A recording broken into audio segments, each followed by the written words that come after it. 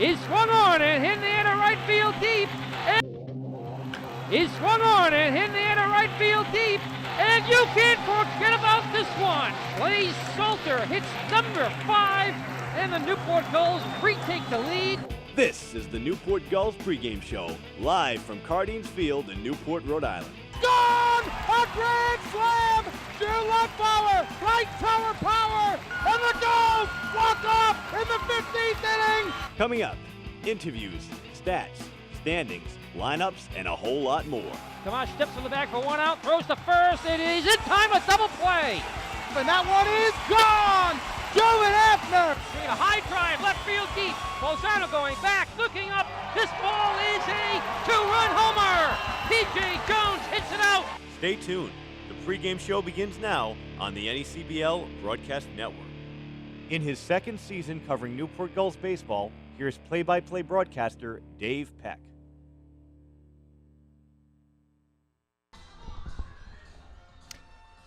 It's a quick turnaround for the Newport Gulls as they ready for Game 2 against the Upper Valley Nighthawks. This one, a 7-inning game as well. It'll be United Healthcare Christmas in July night, where families will get a free admission to the ballpark when they donate a toy to Lucy's Hearth, courtesy of United Healthcare. Josh Bates will be on the hill in Game 2. A 1-1 record with a 4.50 earned run average so far this season. His last game actually came in Newport's first doubleheader of the season, that 7-3 win in Game 2 over the New Bedford Bay Sox. Newport split that one 10-8 and 7-3. They look to keep things going and find some rhythm here at the field. It's the Gulls and the Nighthawks in Game 2 of this day-night doubleheader right here on the NECBL Broadcast Network. Welcome back to the pregame show. R.M. Layton here with pitcher Michael Kirian. Mike, you got here a little later in the season. Things were kind of underway, but you do have two teammates here from Louisville, and Zach Britton and Gavin Sullivan. How has that adjustment been, and how have those two guys helped you adjust to Newport? It makes it a lot easier just having a couple guys that I know coming in. They helped me, kind of give me some of the information that I needed to know. It just made the whole transition a lot easier. And so you come from Louisville, now you're in Newport, like I said. What is your favorite thing about Newport, and what do you like about the area, and what do you like about playing for the Gulls at Cardines Field? I just kind of like that it's like the bigger city atmosphere. I come from a real small town from Ohio where I'm from, so just I'm kind of liking living in the bigger city feel. It's just something different. It's kind of nice. And so you've had two outings, one inning in each. You have 3 total strikeouts in those 2 outings. When you're feeling good on the mound, what pitch do you like to go to, and what's working for you when you're striking batters out at that rate? I rely heavily on my fastball. My curveball has been a big help lately. I've been getting it more consistent in the strike zone and things like that, which has been a major help for me. Well, thank you, Michael. R.M. Layton here with Michael Kirian, and the pregame show continues on the NECBL Broadcast Network. Welcome back to the pregame show here on the NECBL Broadcast Network. Nick Bello here with John Perrick. Now, this is for our Gulls Insider routine here where we ask an intern. Now, John, you have a very interesting job here with Newport Gulls. What is it? Could you tell our friends at home what it is? Yeah, so my title is the Director of Marketing. This is my second full season with the title. And along with marketing, I also do all the on-field broadcasting, all of the, I'm the master of ceremonies during the game. But really, with my title being the Director of Marketing, I work with the Newport Daily News, the Jamestown Press, really trying to get the Newport Gulls image out there. And along to doing that, of course, as I said, I do all of the kid relations, working with the fans, engaging them through our in-between inning games, and I think that's about my role. Well, John, that's a lot to handle, and you're only in high school, and you've been doing this for 3 years since you were a freshman in high school. So how hard is it to manage all this stuff? I get that it's in the summer, but we do start within your school year. So how hard is it to manage this stuff as a high schooler? I'll tell you, as long as you're dedicated, you can get it done. It takes dedication, and I put in all my effort in every single thing I've done so far with the Newport Gulls, and I continue to do that day in and day out, and as long as I continue that mindset, I'll get the job done. Now, John, what do you look to get out of this experience here with the Newport Gulls? Well, doing on-field broadcasting and communications, I'm looking to take that to college, go to possibly Syracuse. That's where that's my goal school. That's the top one on my list. But I'll just see where I take it, and I hope to go into broadcasting. That's kind of the goal. Now, John, you have a kind of like a, I don't know what to call it, but you have a tradition that you do here every game. It's the Newport Glass thing. Now, could you do it for us? Better call Newport Glass. Okay, so I want to go back here. How did you develop that? And just tell us, how you developed it, why you do it, and also how much fun you have with it. Why I say Newport Glass? Yes. Well, it's a sponsor. It's a sponsor, first of all. Newport Glass pays us. They pay the Newport Gulls to say that. So, but of course, I've been coming to Gulls games since I was a kid. I live just over in Jamestown, and so that's kind of I know how much that sponsorship means to the city of Newport, because I hear every time I say it, I hear fans behind me saying Newport Glass, Newport Glass. It's really, I think it's the best sponsorship that we have, and I don't think it gets better than that. All right, John, thank you. And the pregame show continues next on NCBL Broadcast Network. Welcome back to the NECBL pregame show. My name's Dan Byford. I'm here alongside Nick Enright. Nick, you've been a huge force in the back end of the bullpen for the Gulls. What do you attribute your success so far this season to? Really just staying in touch with the coach's philosophies and just coming in and throwing strikes as best I can.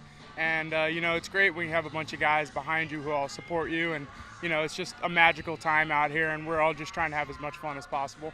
So I would imagine you're having some fun right now. You've been one of the most effective pitchers on the team, both in terms of innings pitched and in terms of ERA. What do you think that you can do to continue to improve as the season goes on? Really just keep throwing strikes, and, it's the same 60 feet, 6 inches anywhere, and just trying to fill up the zone and eliminate any kind of free bases. And the more I do that, the less chances they have to get free runs. Is there a pitch that you've relied upon the most so far that you wish you would use less and use another one instead? Not really, no. I feel happy with everything that I've been using, fastballs inside and sliders away, and I think it's been a good combination so far, and I don't see a reason to change it. And would you say that any one of those is a knockout for you? Really, my slider this summer especially has really come around. I've been happy with how its shape is and form and everything about it. And so how do you approach a right-handed batter versus a left-handed batter in terms of those pitches? Really, a changeup is a little more effective versus left-handed batters especially.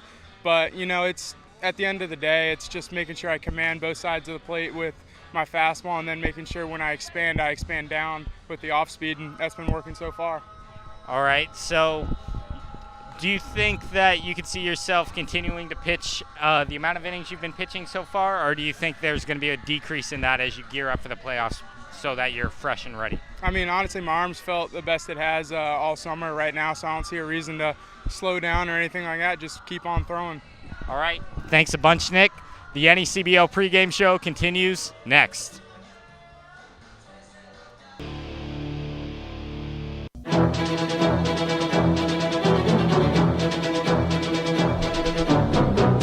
It's game number 2 of this day-night doubleheader. We're back in action here at Cardines Field as the crowd is shuffling in here on United Healthcare Christmas and July night. The ballpark is decked out in all the holiday cheer. We have Christmas carols on the loudspeaker, and there's a lot of good energy in the ballpark as we get set for game number 2. Newport did take game number 1 by a final score of 4-2 in 7 innings. They improved to 11-9 on the season. They are now 4th in the Southern Division standings when they were previously 5th, now just 2 games back of the top spot that is held on to by the Plymouth Pilgrims. Upper Valley, in the loss, of course, in game 1 now 9-10. They are still 3rd in the Northern Division standings. And in that game that we just had, if you're just tuning in, it was a 4-2 game between the Northern and Southern Division teams, and pretty much scoreless for the majority of it. The first run came in the top of the 2nd inning, and it was 2 runs led off by a Jack Gethings triple. Then Tim Tawa came up with a sacrifice fly to plate Gethings. Zach Britton singled, and Stevie Mangrum added the RBI double. That was then a 2-0 lead, but Upper Valley came back. They scored 1 in the bottom of the frame. They were the home team at Cardines Field due to the rain out that was supposed to be up in Upper Valley, but they scored 1 run in the bottom of the 5th off the sacrifice fly from Alvin Melendez, and then Newport added one more in the 6th and one more in the 7th. Zach Hogeson with his 4th home run of the season, a solo shot over the right center field fence. So I welcome in, as always, the voice of the Upper Valley Nighthawks, Dan Stein, for the second time today, the second doubleheader that Newport has had this season. But, it's a quick turnaround, 2 7s, and it actually went by pretty quickly in the first one. A quick game and a pitcher's duel early on. Yeah, it did, definitely. Both starting pitchers had good outings. Again, this one, it'd be great if it has the same effect. I mean, we got a late start to the first one, a little bit of a late start to this one as well. So Tyler Madison picked up the win, 5 innings, gave up 7 hits, but just 1 run, walked no one, and struck out 4 in Game 1. The losing pitcher was Levi Thomas, 5 1/3, 8 hits, 3 runs, all of which were earned, 3 walks and 6 strikeouts. But the bullpen for Newport, it was Nick Enright, the only guy out of the pen in the shortened game. He picked up the save, 2 innings flat, 2 hits, 1 run, no walks, and 2 strikeouts. And it was Parker who came out of the bullpen for the Nighthawks, 1 2/3 innings, 1 hit, 1 run, 2 walks, and no strikeouts. So it'll be interesting to see how these teams adjust. We'll get you the starting lineups as we go on here in game number 2 of this day-night doubleheader. But once again, it is United Healthcare Christmas in July night, where there will be free family admission with a new toy donated to Lucy's Hearth. Dave Peck alongside Newport Gulls scorekeeper Andre Olivier and Newport Gulls field reporter Nick Bello alongside Dan Stein. We'll be right back for more lineups and statistics when we come back right here on the NECBL Broadcast Network.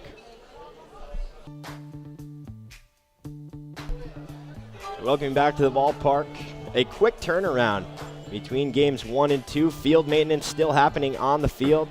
Our extraordinary grounds crew here at Cardines making sure every chalk line is pristine and up to par with the standard that has been set by the grounds crew. And they're working with a new infield. It was renovated this past offseason by Sports Turf Specialties, Inc. of Rentham, Mass. And that's a corporation that has worked on Citi Field for the Mets, the Redskins home field, the FedEx Field, and even Fenway Park up in Boston. So I'll welcome in Nick Bell to the broadcast. And, Nick, this is your first time up here in the booth. A couple of times you've been working camera, and, you've been doing a lot of social media, doing a lot of interviews with a lot of the players. And, what has been, the biggest thing that you've taken away from this summer and this season so far from a baseball standpoint or a broadcaster standpoint? From a baseball standpoint, I've learned actually a lot about the game by traveling on the team bus. I traveled with a team to Wareham. I learned a lot about baseball and, what coaches do before games to players and what players talk about and stuff like that. And then from a broadcaster standpoint, I've just learned how, how we switch between cameras and all the little ins and outs. And I'm currently, from last game, I learned a lot from you.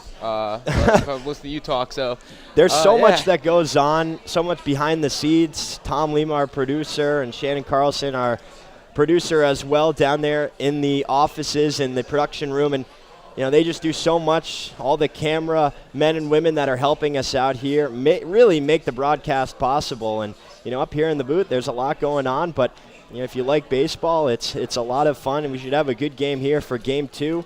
Newport now 11-9. June is in the past.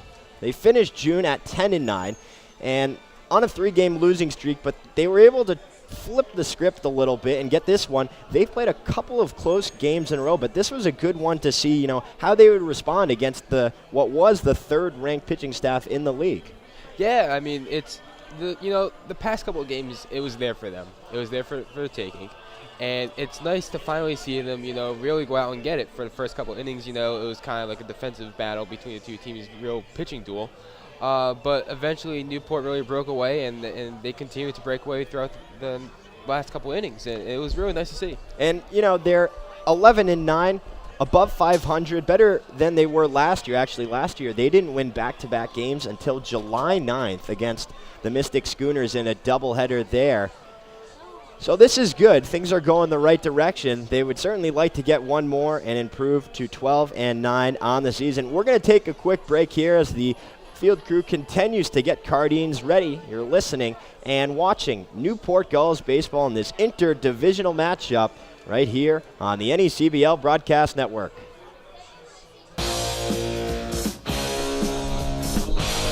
As we welcome you back here to Cardines Field, game number 2, game 1, a 4-2 victory for the Newport Gulls in a game that featured a little small ball, a long shot from Zach Hogeson, and a very nice pitching performance from Tyler Madison. Once again, it is Christmas in July here tonight at the ballpark, sponsored by United Healthcare. And there's a nice conglomerate of fans that are coming down to see the Newport Gulls here on a Monday night, but officially summer. And, you know, when July 4th lands right on a Wednesday between the 2 weekends here in Newport, you get 2 weekends and a lot of fans excited to watch the Gulls here in action of Game 2. And Newport, like we mentioned, they had a 3-game losing streak, and Valley now with a 4-game losing streak. Dan, what has to happen? What did you see in that game? It was a clean game. There were just a couple of things here and there that they need to adjust going forward.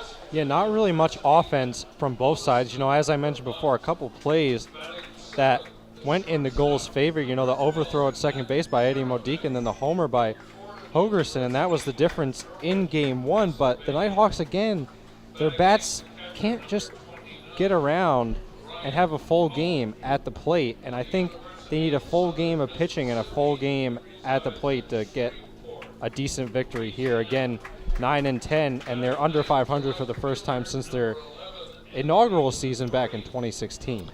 And Newport, you know, good hitting team, held to 4 runs, which is a pretty good feat, you know, for a pitching staff that boasted the 3rd best ERA. Like you mentioned, it was just an offensive struggle, and 255 average coming into that game. We'll see if they can find their rhythm. They'll be facing Josh Bates. We'll get you more on the starting pitchers as the pregame ceremonies go on, but a couple of things you look at here. Newport has a lot of players that are atop in many statistical categories, not only on their team but across the NECBL. Jack Gething is a 377 average. That's 3rd. Zach Britton right behind him, batting 370. That is 4th. And then you look at the hits, and Newport, Cole Austin in the top 5 with 24 doubles. Newport with a couple as well. Zach Britton and Zach Hogeson both with 8, tied for 2nd in the league. Home runs, you know, Cole Austin is a guy that has been a huge part of Newport's success so far this season. He got the off day, and he was slated to be in the lineup early on. We're not sure what was going on, possibly a little sick, possibly just trying to get his legs under him here. A nice day off is, you know, it's a hot one, and he's played pretty much every single day for the Gulls so far this season. But, you know, I wouldn't be surprised if he is somebody that can come off the bench in a late inning situation and try and provide some pop, because he does have 6 home runs. That's tied for 2nd in the league, and 21 RBI, which is 1st, even without playing in the Game 1 here earlier today. And on the field right now, the teams are lining up here and trying to reset. You know, college baseball, you play a good amount of double headers because you're trying to squeeze everything in. You're traveling. You have school, obviously, Monday through Friday. How much do you think these guys kind of take into consideration having a day at the ballpark that starts probably around 12, even 11 for some of them, and it'll end around 10 p.m.? You know, I mean, I've been on the bus throughout the season so far with the team, and they haven't really complained that much about playing so many games in such little time. I mean, you know, when you're playing baseball and you're not in school, all you can do is play baseball, and if you love the game, you love to play it, I don't think there's any complaints. No, and you know, they know what they're signing up for. They know what kind of contracts they're signing when they come to the NECBL. Or 44 games in just 2 months, and for a lot of these guys who are looking to play at the next level, it's something that they have to kind of adjust to and get comfortable with, because that's part of the whole test. A lot of these guys have a lot of talent, but day after day, the grind, who's able to bring their best competitive edge to the ballpark, and it's something that, you know, they're learning. They're still young, they're still in college, and they're trying to figure it out. But this is a good test here, especially on a hot day, but beautiful, and it always makes it nice when you have a nice crowd like this at Cardines to kind of get up for the game. Oh, yeah, definitely. And in comparison to the Northwoods League, I don't know if you've ever heard of that league, but it's a league up in the upper Midwest, and they actually play 70 games during a whole summer as opposed to 44 here in the NECBL.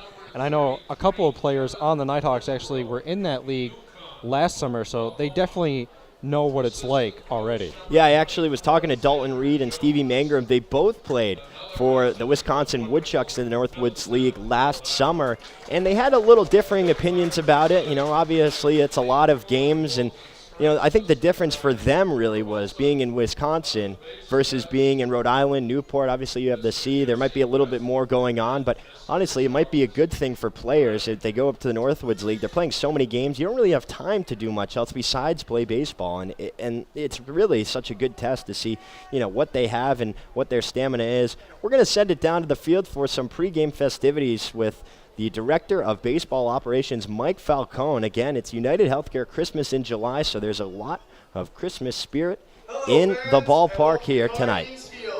For tonight's matchup between the Upper Valley Nighthawks and your Newport Gulls. I'd like to wish everybody a Merry Christmas, in July that is, and thank you all who brought toys as we are benefiting Lucy's Hearth tonight. Tonight's game is sponsored by United Healthcare.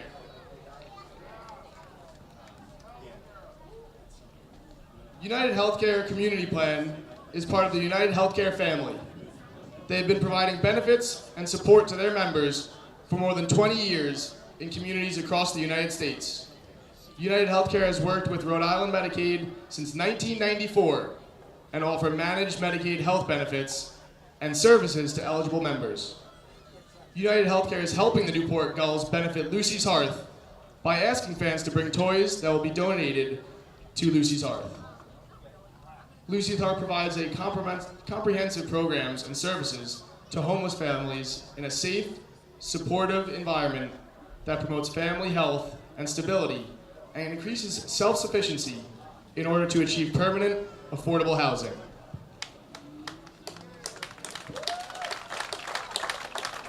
Here with us tonight, on behalf of United Healthcare, is Scott Matthew. He's the Vice President of Account Management. He also handles commercial client relationships in every New England state except Vermont and Connecticut. He lives in Providence with his wife, Torin, and his two boys, Luke and Tate. They're big Sox fans, and he's a huge supporter of the March of Dimes organization. Scott's 11-year-old son, Luke, is here to throw out the first pitch on his behalf. Let's see what you got, Luke. That's a strike.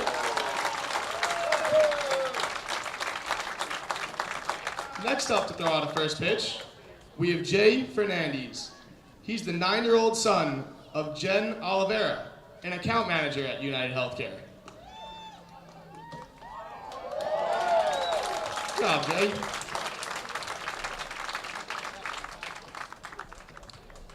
Next up, on behalf of Lucy's Hearth, is Chris Gangemi.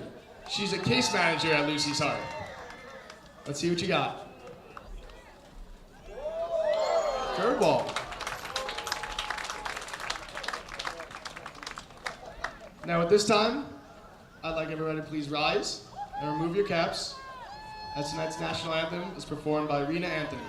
She's taught music in Cranston and Charahoe for over 30 years and is the music director at the Church of Transfiguration, also as a member of the Rhode Island Civic Choir.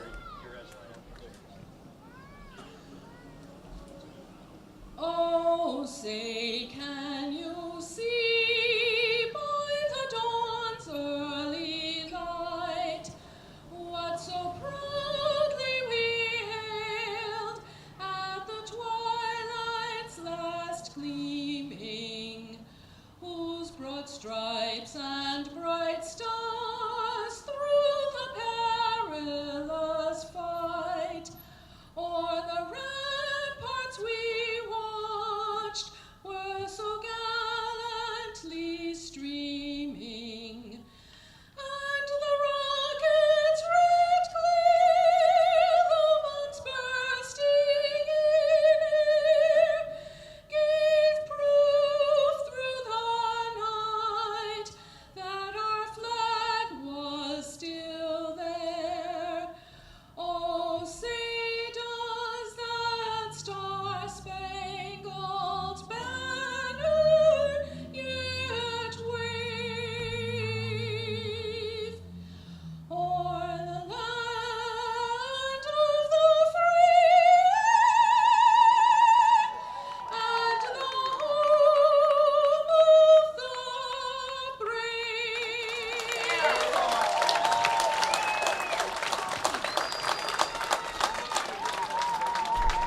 you again, an Rena. outstanding Thank you again, United national Healthcare. anthem Now let's get ready tonight, to sung play some by baseball. Rena Anthony.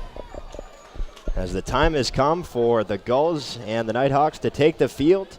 And before we go through the lineups, we'll send it over to Newport Gulls field reporter Nick Bello to take a look around the league and a couple updated standings as well. Thank you, Dave. First, with the games that are going on tonight, other than this one, we have the Sanford Mainers against the Winnipesaukee Muskrats. That game is being played in the beautiful vacation town of Winnipesaukee, New Hampshire. Great place.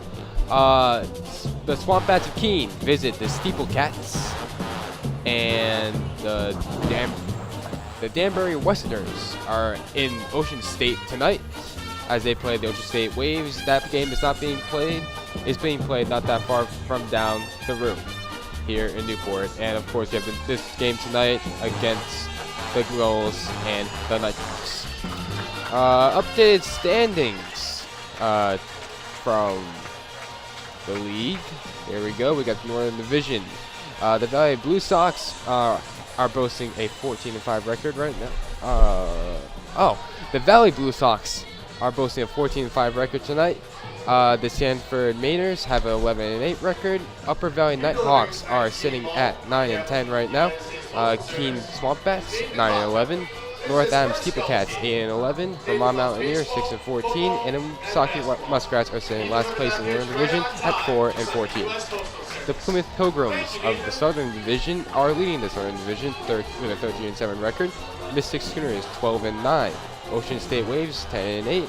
The Newport Gulls 11-9. The New Bedford Bay Sox 12-10. And the Danbury Westerners sitting in last place with a 9-12 record. Dave, thank back you, Nick. to you. And now we'll send it over to Dan for the starting lineup for now the visiting Upper Valley Nighthawks. Dan? And the starting lineup for the Upper Valley Nighthawks. Batting first, designated hitter number 21, Chris Berry. The center fielder, Alvin Melendez, batting second. Number 7, number 17, Greg Hardison, batting third, the second baseman. Batting cleanup, the third baseman, Anthony Kirion, number 20, batting fifth. Number 16, Eric Feliz in right field. Batting sixth at first base is Davis Michael, number 25. Batting seventh, Matt Terbeck at shortstop, number 12. Number 29, Bryant Bowen doing the catching in the A spot. And batting ninth in left field is number 11, Anthony Midori. And the starter for the Nighthawks in his first appearance in the NECBL in the 2018 campaign is Danny Werchansky. And Upper Valley in Game 2 will face off against the hard-throwing righty out of Tulane, Josh Bates, 6'2", 185, a rising sophomore down there for the Green Wave. A 1-1 record so far this season, 4.50 earned run average in 3 games, 12 innings pitched. He's given up 14 hits, struck out 18, and walked 8. His last outing came on June 19th in that 7-3 win at New Bedford. 3 innings pitched, 3 runs, only 1 of which was earned. He gave up 4 hits, walked 3, and struck out 4. As we take you through now the home team starting lineup for your Newport Gulls, and it looks like this. Leading things off is Tim Tawa. He's out in center.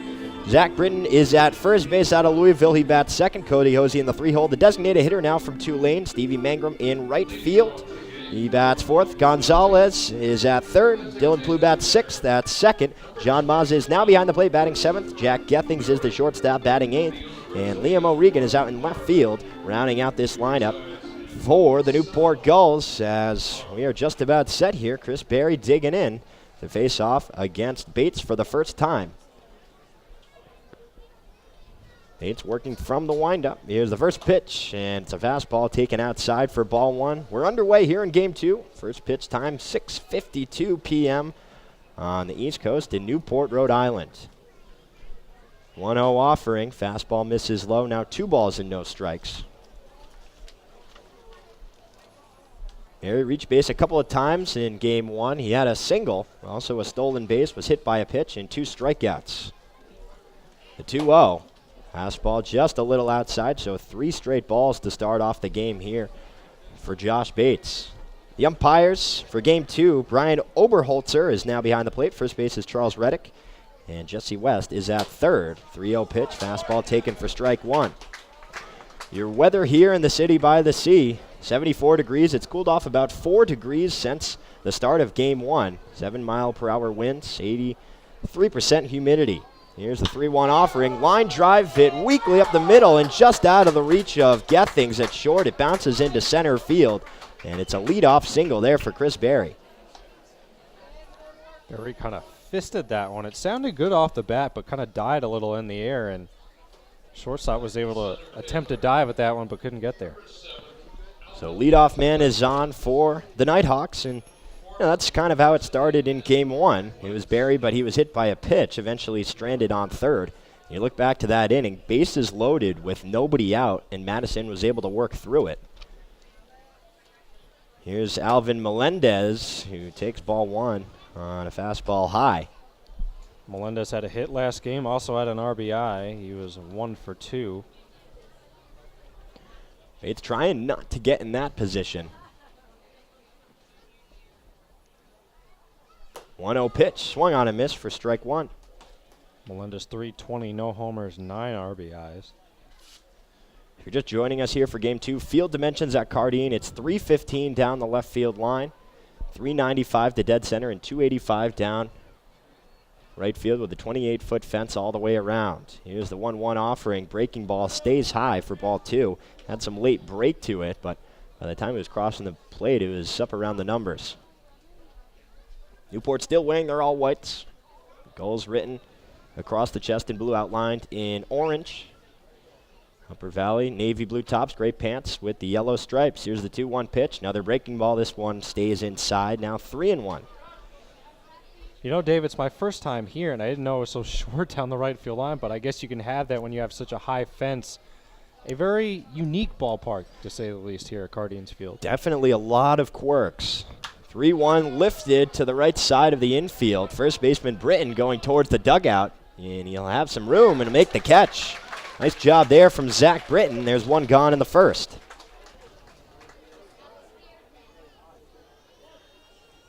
I'd also like to mention that later on in the broadcast, we'll have the play-by-play broadcaster of the NHL's Nashville Predators, Will Donick, coming into the booth.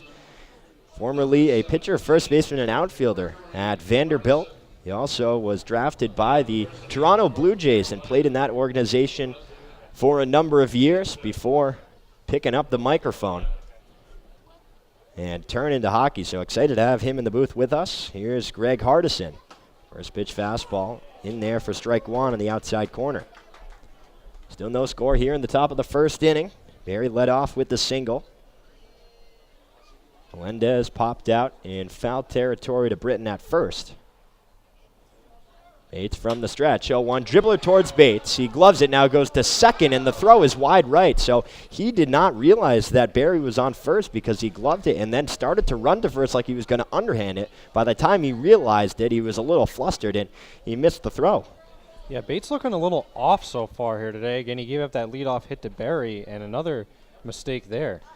Certainly would have been a tailor-made 1-6-3 double play, but instead, runners on first and second now. With one out, here is Anthony Curian. He had a single and scored. That came in the sixth inning of game one as he lifts the first pitch fastball into the netting behind home plate.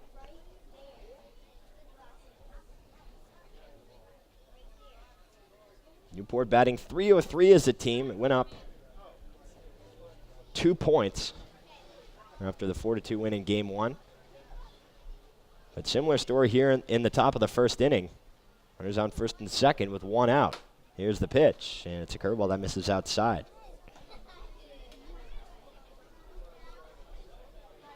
Defensive alignment for the Gulls. Jason Gonzalez at third. Jack Gethings is at short. Dylan Plews the second baseman. Zach Britton mans first. Outfield left to right. Liam O'Regan, Tim Tawa, and Stevie Mangrum. John Mazza doing the catching.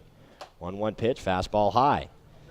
So you're right, something seems a little off with Bates right now. He's just trying to find his rhythm, and perhaps it's the doubleheader. You're kind of rushed as a starting pitcher. You do have a lot of time to warm up, maybe towards the end of game one, but it's not necessarily the most routine thing, and starting pitchers are certainly all about their routines. And now Mike Coombs is having a quick word with Ryan Oberholzer. And he's outside of the dugout here. Not really sure what's going on, but he's got his hands on his hips right now. Coombs was tossed last week, and he had to miss the Friday night game. May have caught Oberholzer saying, don't make me something. Can only speculate here from the booth, but as it stands, runners on first and second, one down, 2 balls and 1 strike here to Kirian. Bats from the right side. Bates takes a look at Barry. Now goes to the plate, and it's whiffed and missed for strike 2.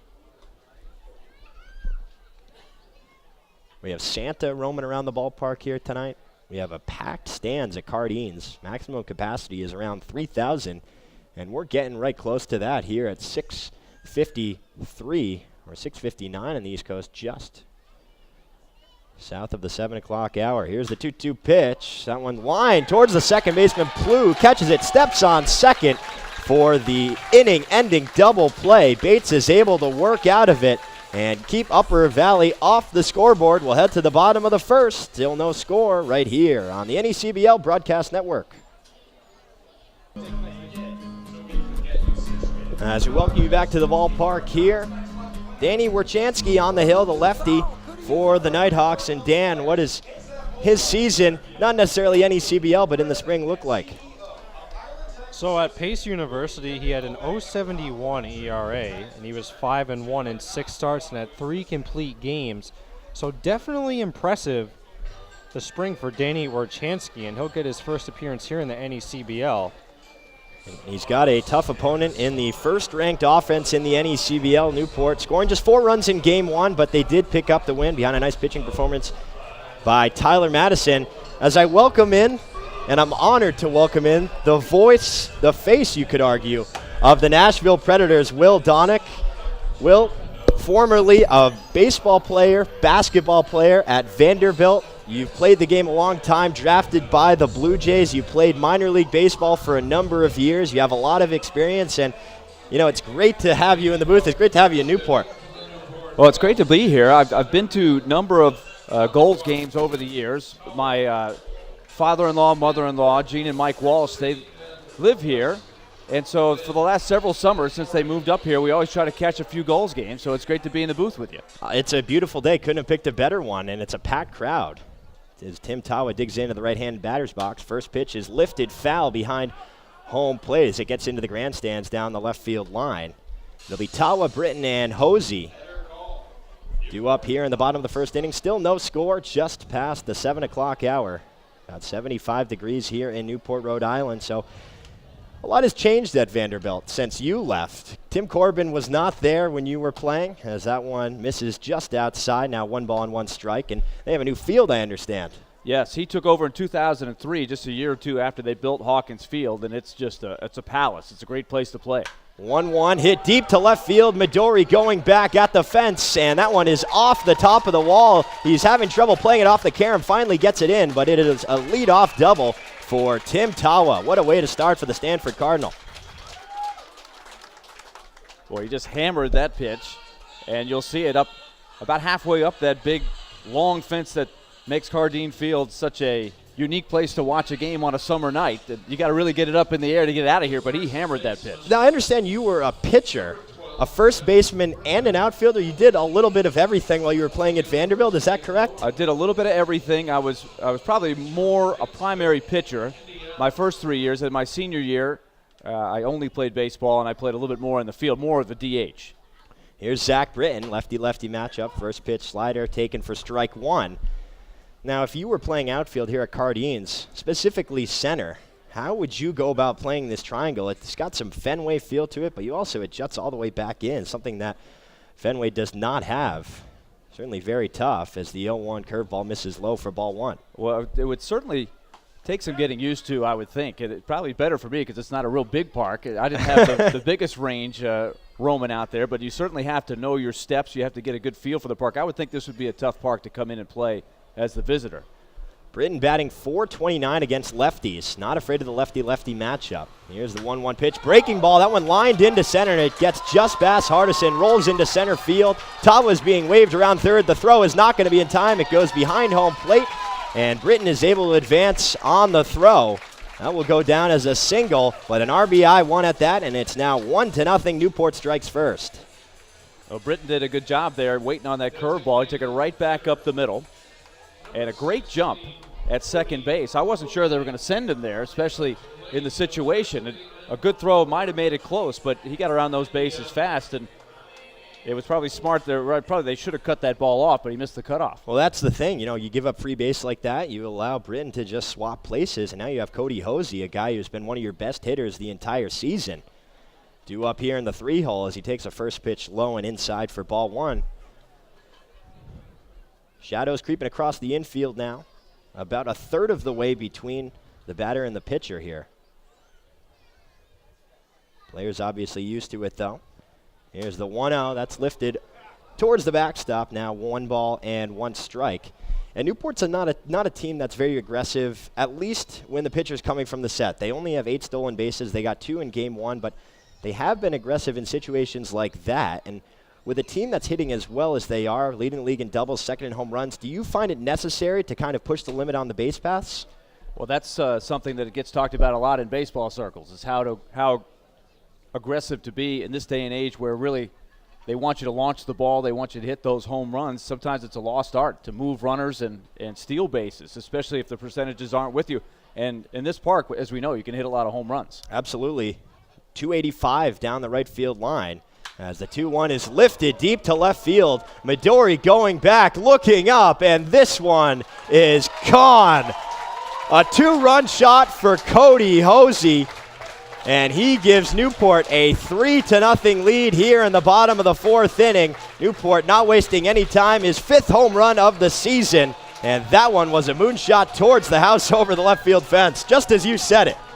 Well, right on cue. I guess I feel good to spark the goals here. But Hosey really, he got right on that pitch. He launched it, and that was gone in a lot of parks.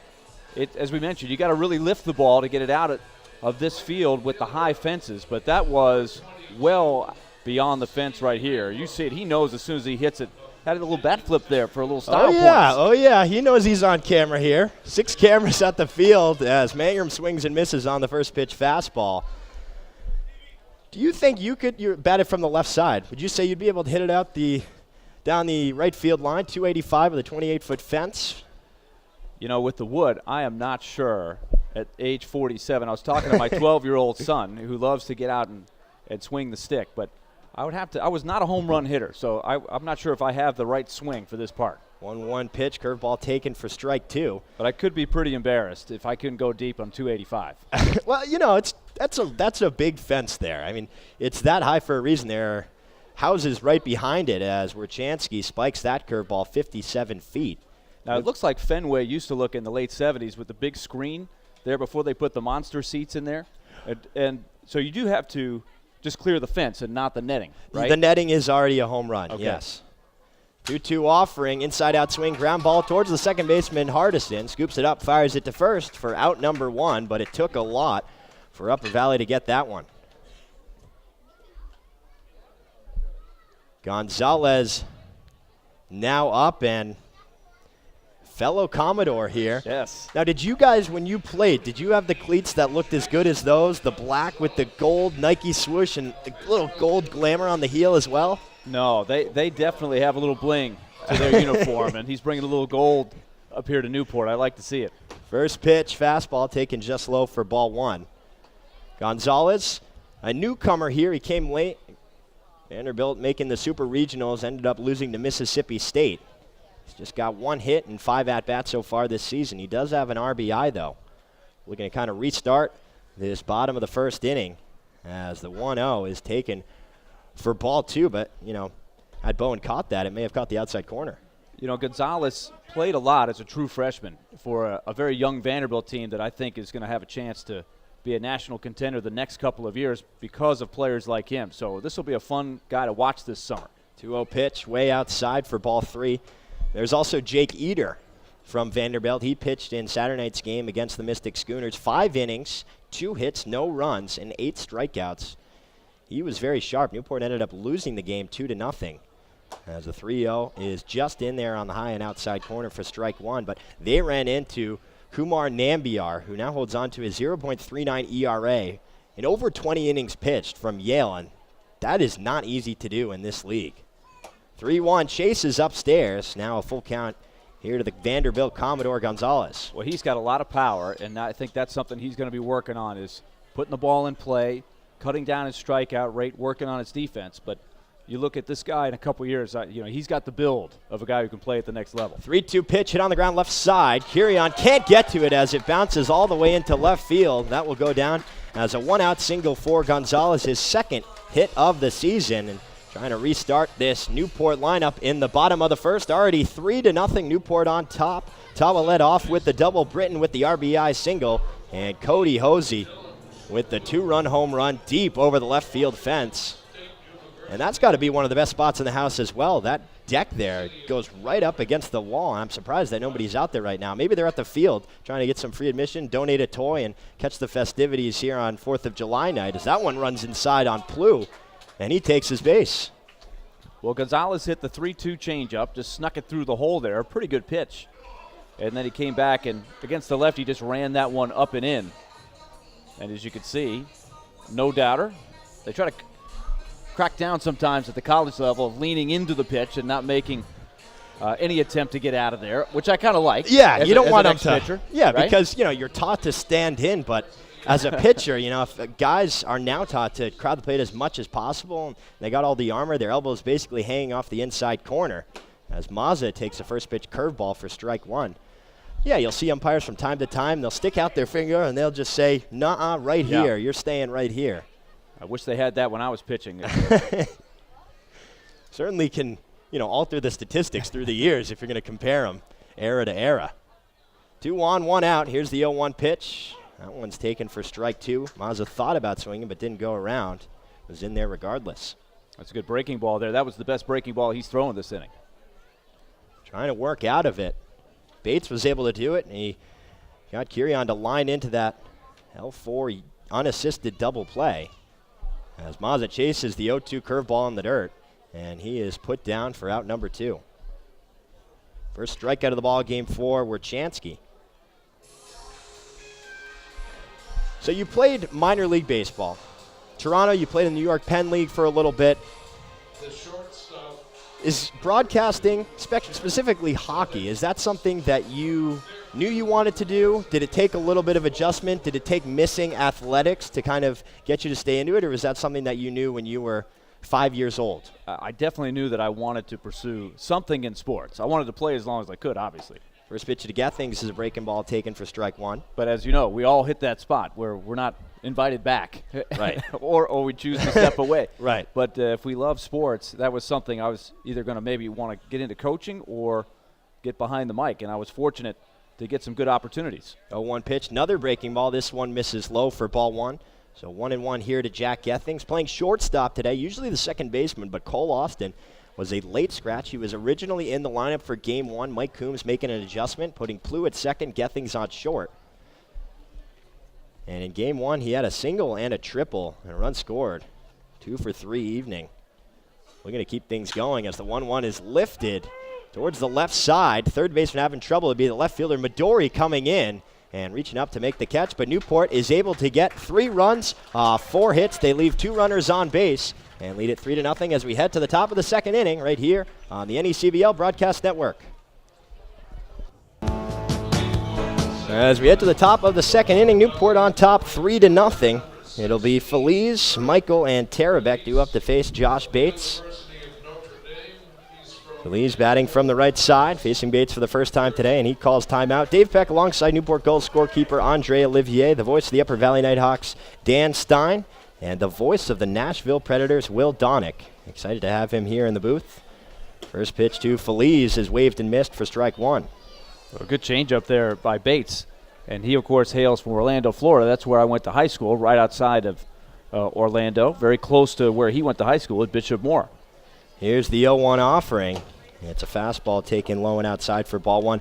Winter Haven, I believe, doing my research. Is that accurate or kind Winter of around Park. there? Winter Park is where I went to high school. Winter Park. I have played in Winter Haven, which was a long-time home for the Boston Red Sox. Well, that's back what in the day. That's what I was going to say. Spring training. So when Bowdoin actually goes down, a lot of teams, they're playing in the Russ Mat tournament, a lot of college teams, you go to that park, and it's very special. You go in the broadcast booth, and you never know who was there. as the 2-1 breaking ball misses outside for ball 3. So you did play in that park. I did play in that park, yes. In fact, I can remember vividly my senior year in high school. We played against Winter Haven, got the win. 3-1 pitch, fastball just missing outside, and that'll be a leadoff walk to Feliz. Now, did you play in it when it was still a minor league stadium, or was it just spring training strictly for the MLB teams? It was. I remember going to see the Red Sox play at that complex when I was a kid. When I first moved to Florida from up here in the Northeast, I was born in Boston, then moved to New York, and then we moved down to Florida, and that was one of the lures, at least to make the adjustment. Right. Spring training. 1983, for a kid trying to get acclimated, right, and going away from his friends and stuff, being able to go to some spring training parks was outstanding. First pitch to Michael is a fastball that misses up for ball 1.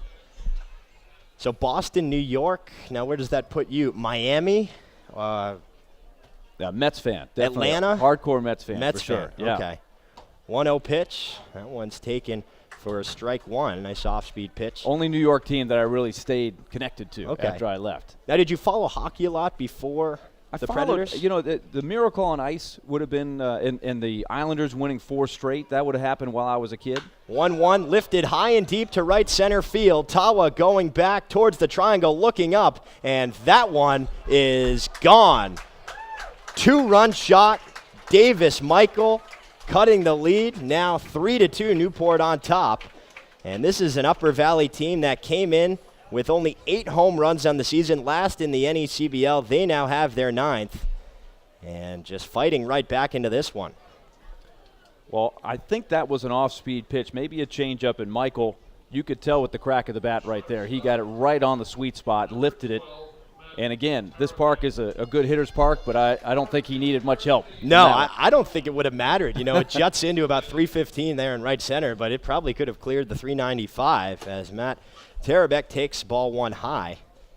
And something interesting, we saw Borchansky struggle in his first appearance back in the last inning, and he's a D2 guy pitching to a lineup full of D1 guys, and Michael with the home run right there, he's a D3 guy facing off against Bates, a D1 guy. So, Will, question for you is, how does that compare D3 to D1? How do the levels compare with each other? I think that's what's great about these summer college leagues is you get a chance to play against great competition, and really if you're a late bloomer.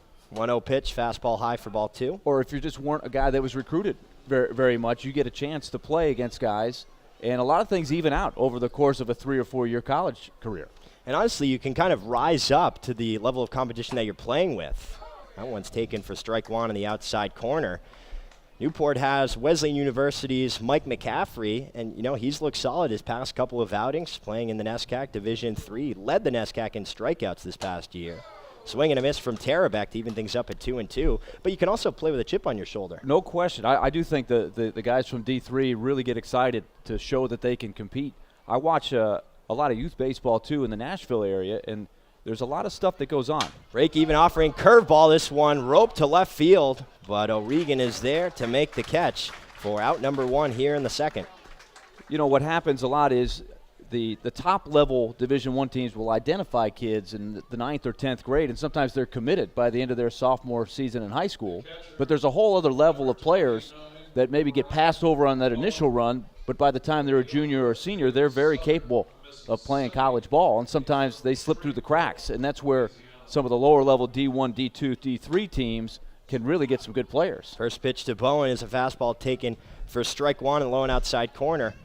And yeah, you're right. It's the case in the NECBL. You may have teams that take a lot of the guys who are from big schools that may have not played that much. As that one is lined towards the third baseman, Gonzalez. He's able to stab it for out number 2. Nice play there from the Commodore. Pretty good reaction there. It was sort of a curving, hooking back towards him. That ball was smashed, though, and a nice reaction there by Gonzalez over there at third. But, it gives a lot of the maybe D1 players who go to huge schools, come to a league like this. Yes, they're going to be a lot, but how about the guys that are not really playing that much at those D1 schools? It gives them an opportunity to play a lot of baseball, get a lot of reps. Zach Hogeson is one that stands out, and Cole Austin, who is one of the best hitters on this team, he couldn't play due to transferring rules, but really it gives you a nice opportunity as Midori takes ball 1 high, as opposed to some of the guys who are maybe playing every day and don't necessarily get as excited about it as those guys with the chip on their shoulder. Yeah, I think another thing that happens, let's take Gonzalez as an example. He's a premier recruit, and he was still fighting for his job, and he got to play a lot of the time, probably 2/3 of the games I think he started. But, he was fighting to keep his job because they had other guys. Vanderbilt is recruiting guys from all over the country, and sometimes you can get squeezed out. Eater's a good example of the pitcher. He didn't pitch a whole lot, but he's a guy that's very talented, as you've seen. Right. And he's going to be fighting to get innings next year. But that's how those top teams who are trying to win national championships and get to Omaha, they stack it up. But not everybody can play. Sometimes the lower you go, it ends up being a better experience for you because you're playing every day. You're not really looking over your shoulder if you go 0 for 4, you come out of the lineup kind of thing. They're going to stick with you. Quick meeting on the mound for Kevin Winterroad and Josh Bates. Now, as your father-in-law, coach of Dartmouth, ex-coach of Dartmouth, you have some perspective here as the 2-0 pitch runs well inside for ball 3. How much do you think college coaches pay attention to or take into consideration how well a person's doing during their summer season to kind of give them more of an opportunity when the spring comes around?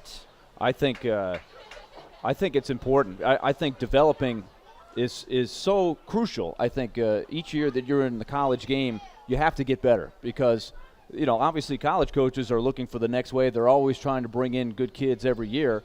And so there's probably a certain amount of seniority. There's a lot of coaches want to give the upperclassmen a chance, but if you're not getting better, if you're not producing, and if you're not developing, they're going to try to find that next guy below you. Right. Everyone is put pressure on always, so you consistently have to go out there and show that you are able to compete. That's one of the great things about this league. The first pitch to Chris Berry is taken for strike 1 on the outside corner. Berry singled in the first inning. 3-2 Newport on top, but Upper Valley has scored 2 off the 2-run shot by Davis Michael. 1 on, 2 outs. Bates working from the stretch. Fastball misses high, now 1 ball and 1 strike. And it's kind of funny that you bring up the topic of coaches paying attention to how their players are doing in summer ball, because the guy at the plate right now, Chris Berry, has been asking us all about his stats and how to get them exactly right. I think there was a missed stat a couple games ago that he wanted to get. He was like, my coach is going to kill me. He needs to get my stats right. And, you see that from Berry, and then another guy like Feliz that I've heard him say that his coach hasn't even asked him about his stats at all. So that's kind of weird to see a guy getting asked a lot about his stats and a guy on the same team not getting asked so much about it. 2-1 pitch foul down the left field line. And, of course, the coach can't see everybody every night. I know Tim Corbin, the Vanderbilt coach, who sends a couple of players to the Gulls every year, always tries to come around once a summer to see all of his players. He's usually got a few guys in the Cape Cod League. A lot of times the guys from this league will graduate up into the Cape Cod League the following year, and of course it gives him an excuse to come up here. He grew up in this area, so he left. So I know he really does pay attention to how all of his players are doing. 2-2 fouled into the netting down the third base line. What would you say is the biggest thing that separates a D1 player that doesn't get that much playing time compared to one of the top guys in Division III? Is it just that opportunity? Is it just, some guys are committing way sooner and then those great D3, D2 players are developing a little later? I think it definitely varies, but I think it certainly can be that. 2-2 curveball in there for strike 3. Berry goes down looking on the inside hook, and Bates is able to end the inning, but Upper Valley scores 2 off the 2-run shot by Davis Michael. They leave 1 runner on, no error for the Gulls. We'll head to the bottom of the second inning, 3-2 Newport right here on the NECBL Broadcast Network.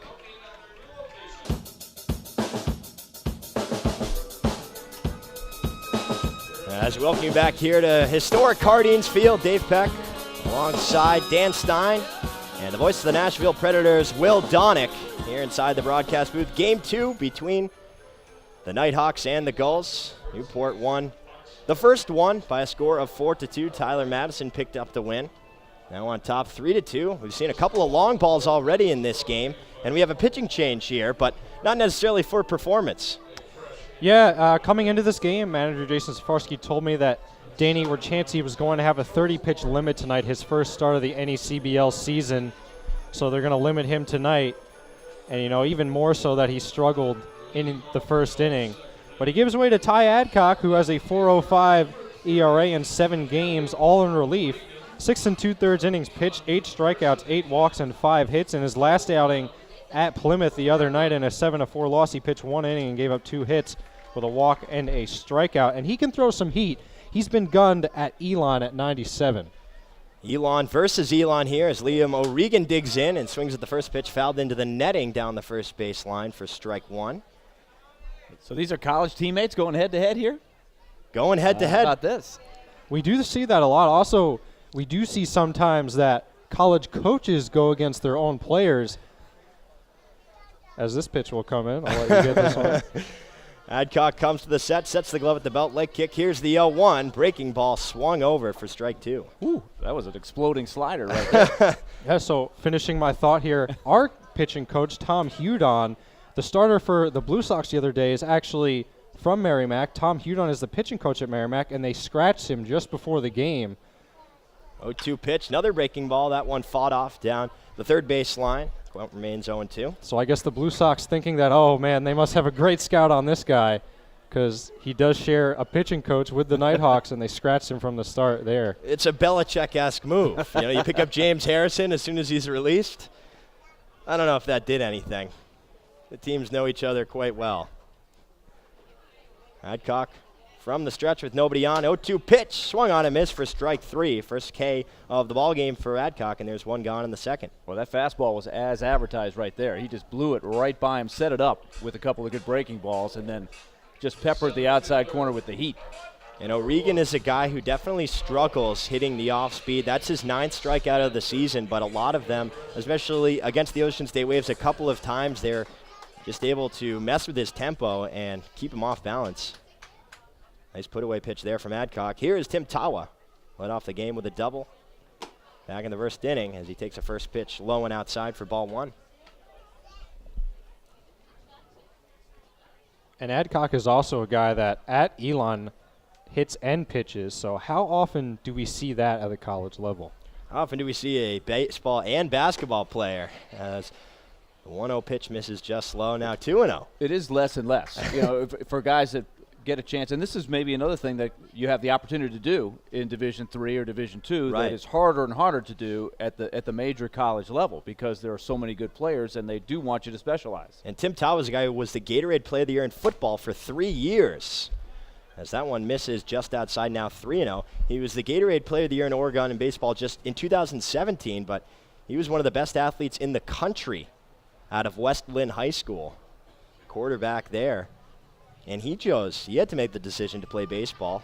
Not a bad one, baseball at Stanford. 3-0 pitch, misses low, ball 4. And that is something that I know a lot of college baseball coaches. I definitely know that Tim Corbin looks at this. He wants guys who play more than one sport. Not that they're going to do that at the college level, but he likes guys who are multi-sport athletes that continue to play basketball or another sport to balance things out because I think it's really good for your development. A lot of times you get pulled into that travel ball schedule. As further south you go, you can probably play year-round, but it may not be the best thing for you in your development. Here's Zach Britton, bats from the left side. RBI single his first time up as that one is taken for strike 1, a low and outside corner. But, yeah, a lot of the culture around baseball and a lot of sports, really, like you mentioned, AAU programs popping up, travel baseball. Do you necessarily agree with that? Can it work for some people? Like, where do you find the balance between continuing to play sports? There's always the risk of injury for football if you really care about something else. There's pluses and minuses with the way that things have gone. I think you have to have coaches that are flexible. I think depending on which 2 sports you're playing or which 3 sports you might be playing. But there probably becomes a time when you get 14 or 15 that you at least have one that you emphasize more than another. Here's the 1-1 pitch. This one softly flared towards the second baseman, Hardison, who drops it and then tags second. And it wouldn't really have mattered. There's one runner on, so there's no chance for the double play, but that'll go down in the book as a 4 unassisted. Well, he tried the old trick of intentionally dropping the ball to try to get the double play, which the umpire deemed that he intentionally did it, and so he waved off the double play. But if he'd have maybe backed up a couple of steps and let that ball bounce, he might have gotten away with that. Well, it depends on how much Britton was running down first base, and they're going to say that he was out anyways because Tawa is still on first, and Britton is retired for out number 1 as they check on Tawa. But, yeah, if you see with runners on first and second, and it's, an in-between infield five play like that, yes, you maybe have the opportunity to get away with one, but with one runner on, you see Britton kind of dogging it down the first baseline. That's when you have an opportunity to try and double him up. Tawa is off on the play, and Bowen can't get it out of his glove. So he's up on second. Newport running a lot in this doubleheader. Sometimes you see a pitcher have the awareness to let the ball drop and turn the double play. You don't have as much time to think about it, but that's a good baseball play. At second base, you have a little more time to decide, but the umpire is also watching you close, especially on a ball like that. That was up in the air for a good while. That's not easy to fake right there. Right. You have a lot of time to think about it, so maybe you can see you thinking, you can see you scheming over there. 1 ball and no strikes here to Hosey. Had that 2-run shot in the first inning. Tawa on second, 2 out, 3-2 lead to Newport. First pitch, or second pitch rather, misses low for ball 2. I think this may be the most well-attended game that Newport has had this season. Christmas in July, an interesting concept, but it's been successful the past 2 years. Here's the 2-0 pitch. That one misses low. Now 3 balls and no strikes. It really is a great crowd here tonight, so I can't take credit, right? I thought maybe, but the Christmas in July, that explains it. They had a feeling. They knew some big-time broadcasters would be here in the booth with us, and that's, But honestly, maybe that may deter people because they'll want to listen in at home. 3-0 pitch. Nice breaking ball. Catches the outside corner for strike 1. Yeah, and the Christmas in July thing is, I think, it's my first year in the NECBL, but I've heard that's kind of a tradition in this league. Every team, I think, does it. We do it. I don't think we've had it yet, though. We also do a Halloween night, so all the holidays coming into play here in the NACBL. Red Sox night was last week. We had Bill Spaceman Lee in the broadcast booth with us. Well, that must have been a treat. That was certainly an experience. 3-1 jerks the curveball low for ball 4. So Hosey is on, extends the inning. Runners on first and second. Still 2 down. Newport still with a 3-2 advantage here in the bottom of the second inning. I'm old enough to have watched Bill Spaceman Lee pitch, and one of my favorite books of baseball books is his book. If you ever read The Wrong Stuff. Space Odyssey or something, that was one of them. Yeah, his first one I think was called The Wrong Stuff. Okay. And it'll make you laugh out loud for sure. Here's Stevie Mangrum, grounded out the hardest in at second his first time up. Adcock working from the stretch, long pause, takes a look at Tawa a few times. Now goes to the plate with it and misses low and outside for ball 1. I mean, he was talking a lot because actually my partner in the booth was Mike Lord, the play-by-play guy for the Valley Blue Sox. And Mike, he's been in the league for 16 years. He's way older than all the other broadcasters, probably around 50. I'm not going to, try and guess too much or pry, but he was able to have a really nice conversation because they came from the same era. So they're talking about the 75 World Series. They're talking about what could have been in the mid-years of the 70s. Mangrum lifts this one foul down the right field line for strike 1. But I'm just sitting there kind of listening back and forth. They're talking about bottom of the third inning of Game 3 of the World Series when Spaceman spiked a curveball and it was, a close play at second. And I'm just sitting there, nodding my head. About the 75 World Series, especially around here for all Red Sox fans, they can probably recite almost every inning of every game because it was such a classic.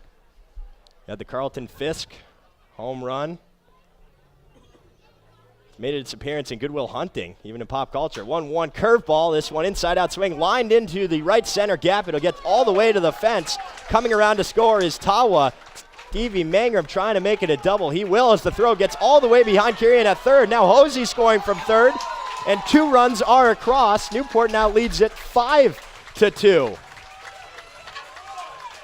And Mangrum is safe at second. So again, a throw that missed the cutoff, and Newport able to take advantage of it. Well, there was certainly a lot on that throw. It just wasn't near the target. Mangrum did the right thing by hustling to second.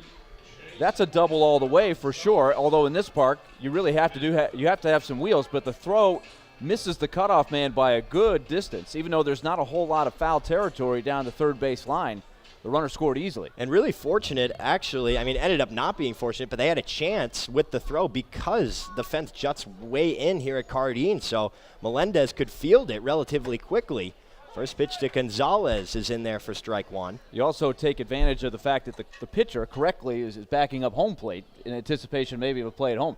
And so there was nobody backing up third. Well, the throw was, halfway almost down. equal, You didn't know if it was the home or the third. It was basically halfway down the third base line. Regardless, it's 5-2 now. Newport on top, still 2 down. The 0-1 curveball just misses off the plate. Now 1 ball and 1 strike to Gonzalez. He's singled his first time up last inning. And that's unfortunate to see for the Nighthawks. Defensive mistakes that actually cost them a few losses in their 7-game stretch where they are 1-6 currently. Here's the 1-1 pitch. Fastball well outside. Now 2 balls and 1 strike. Especially against Valley a couple weeks ago. They had a 3-0 lead coming into their first game against Valley, and they gave it up with 2 errors in the top of the 9th at home to lose that one, and a couple errors when they visited Valley later that week and lost that one 8-3. Upper Valley, though, all things considered, .971 fielding percentage, second in the league. 19 errors, that is second as well. Here's the 2-1, waved and missed for strike 2. Newport had a bizarre game in that 8-6 loss to the Bay Sox. 6 unearned runs, 6 errors, really uncharacteristic of Newport, but that puts them at a team 9th ranked fielding percentage of .956, also 30 errors to account for. Yeah, One of them early enough throwing in the errors season, too. a couple of bad games can skew those stats. Right, there's not a lot to go off. They can change very quickly. Here's the break-even pitch, and it's waved and miss on the curveball in the dirt for strike 3, but Newport is able to get 2 more off the double by Stevie Mangrum and extend their lead to 5-2.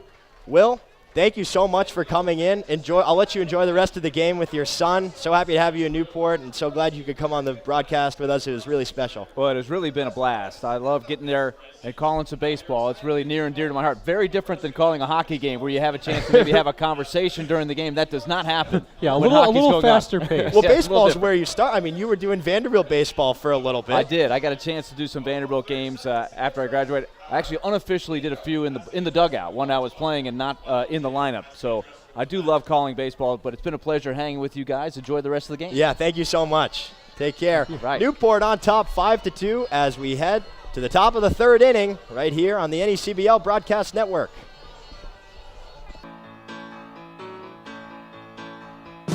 Welcome you back here to Cardines Field for the middle innings. I'll send it over to the voice of the Upper Valley Nighthawks, Dan Stein. Dan. Thank you, Dave. Alvin Melendez leading it off here in the top of the 3rd for the Nighthawks. They trail 5-2. Davis Michael with a 2-run shot for the Nighthawks in the 2nd inning. But the pitching for the Nighthawks has not been good thus far. Danny Werchansky in his first appearance in the NECBL in 2018 struggled to say the least in the 1st inning. His limit was going to be 30 pitches anyway coming into tonight. And just adding or making it a little bit more quicker for him to get out of the ball game, especially struggling in that 1st inning. And then Ty Adcock surrenders a couple as well, but the defense was actually the problem in that bottom of the 2nd inning, as that one's fouled back to the screen. It's definitely it's a thing that managers in the summer leagues have to consider. It's never the case in the spring necessarily, because they have to make sure that all the arms are fresh and healthy for the season that truly matters for their baseball careers. So they have to worry about pitching numbers and all that. As that one is swung on and missed, and Alvin Melendez is down. And it's also, it's almost as if, not all coaches, but they may have somebody in their ear, as in the college coaches, telling him they want them to try this position. They want him to start coming out of the bullpen middle inning relief. So you're kind of dictated a little bit about what each specific player's coach wants to do. And it's a good question to ask, how much do they kind of take into consideration what the summer coach is trying to do? Yeah, at times manager Jason Safarsky has switched it up. You take Alvin Melendez and Cole Stetzar for a couple of examples. Stetzar is mainly a pitcher, but he's batted in a couple of games. Alvin Melendez, mainly an outfielder and a batter, but he's pitched one game and actually picked up a save. So Jason Safarsky switches it up sometimes, but not often. He has a core of pitchers on his pitching staff, but he can change it up at a moment's notice. as that one's in there for a ball. 1 out after Melendez goes down swinging. And Bates is a guy who pitched a lot of innings at Tulane. 46 1/3. That was 4th on the team. And he deals. And that one is driven out towards left center field and deep, but not deep enough. As the left fielder, Liam O'Regan, will make the catch, and there's 2 away with Anthony Kirion coming to the plate. He made 10 starts. That was 3rd most and had a 5.24 earned run average. Kirion popped up to the second baseman, Plu, and they were able to double up the runner dancing off of second base. And that was Chris Berry. Here's the pitch. And that one's a little low. Trying to frame it was Mazza, but cannot. And it's 1-0 on Kirion.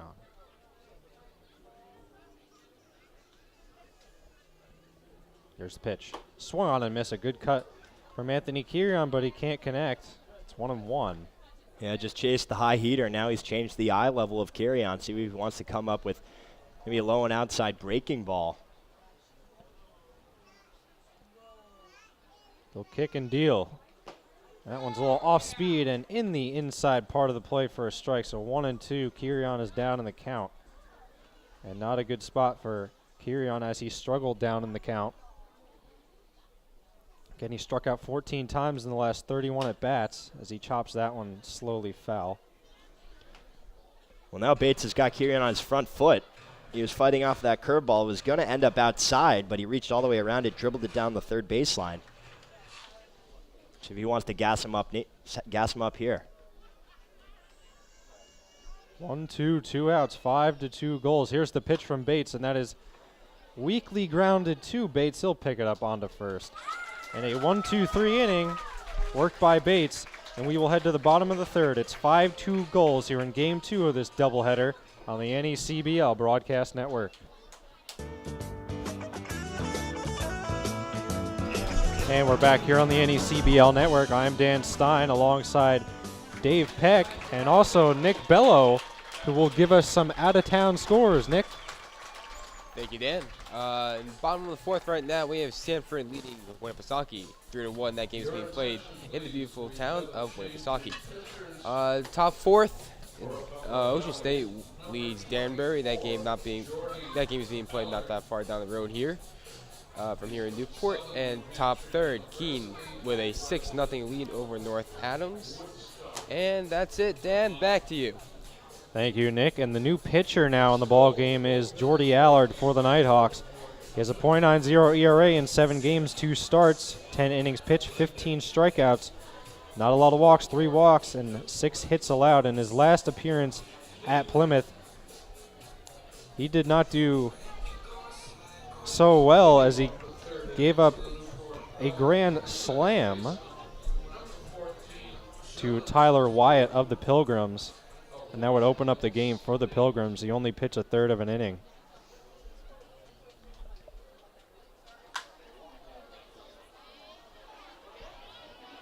That one is popped up and will be into the stands out of play. Final stat line for Adcock: 1 inning, 1 hit, 2 runs, 1 of which was earned, 2 walks, and 2 strikeouts.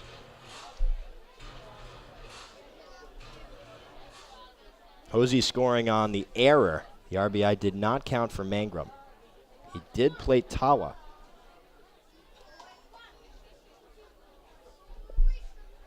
Well, that was a lot of fun to have Will in here. Oh, yeah, it was definitely a lot of fun. I mean, I wasn't expecting it when I came in here. It's great to see a guy that can give us some insight on some things. Oh, yeah. That one has popped up in his center field. And Melendez will put him away. His father-in-law was the former head coach of Dartmouth baseball.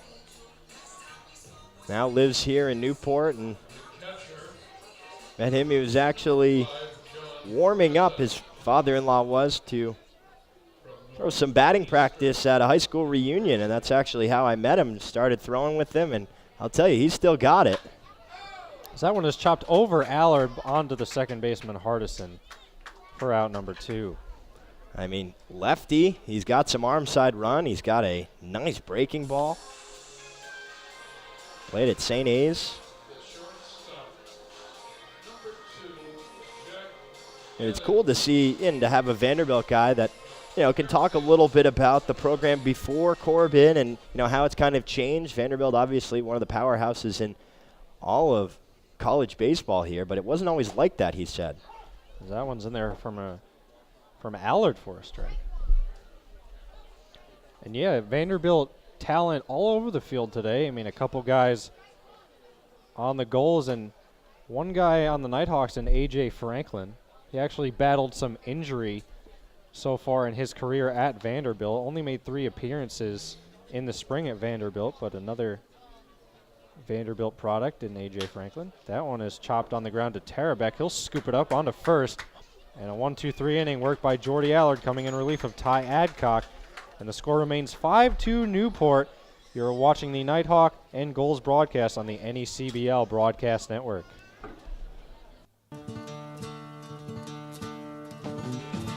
And we're back here on the NECBL Network. 5-2 Newport over Upper Valley. They scored 3 in the first inning on Danny Warchansky in his first appearance in the NECBL in the 2018 season. The Pace product gave up 3 and then gave way to Ty Adcock, who gave up 2. A defensive blunder cost the Nighthawks a run in the bottom of the second. Davis Michael with a towering 2-run homer to drive in him and Feliz in the top of the second. And those are all the runs accounted for in today's ball game. It's 5-2 Newport as Eric Feliz will dig into the box. Notre Dame product with the Notre Dame batting gloves. Always stand out. Notre Dame cleats I've seen too. And that pitch is on the inside part of the plate for a strike. Just going back to a conversation we had before the break, Vanderbilt baseball, some of the 2 best players for the Commodores actually were Gulls back in 2017, J.J. Blade and Drake Fellows. Here's the pitch. That one is pop foul. Blade on the ear. Actually goes through the home plate screen there. It was popped up, but the screen will keep it from going anywhere, and it'll drop into the stands here through the netting. Yeah, that one almost caught one of the kids there. Instead, it's a nice little souvenir. Blade, though, 368 average in 39 games. That was first on his team. Here's the 0-2 from Bates. That one's in the dirt. Good block by Mazza. It'll be 1-2 on Feliz. And Drake Fellows, who started in 16 games, pitched in 96 and a third innings. That was most for the entire Vanderbilt staff. He had a 3.92 earned run average, 7-4 record.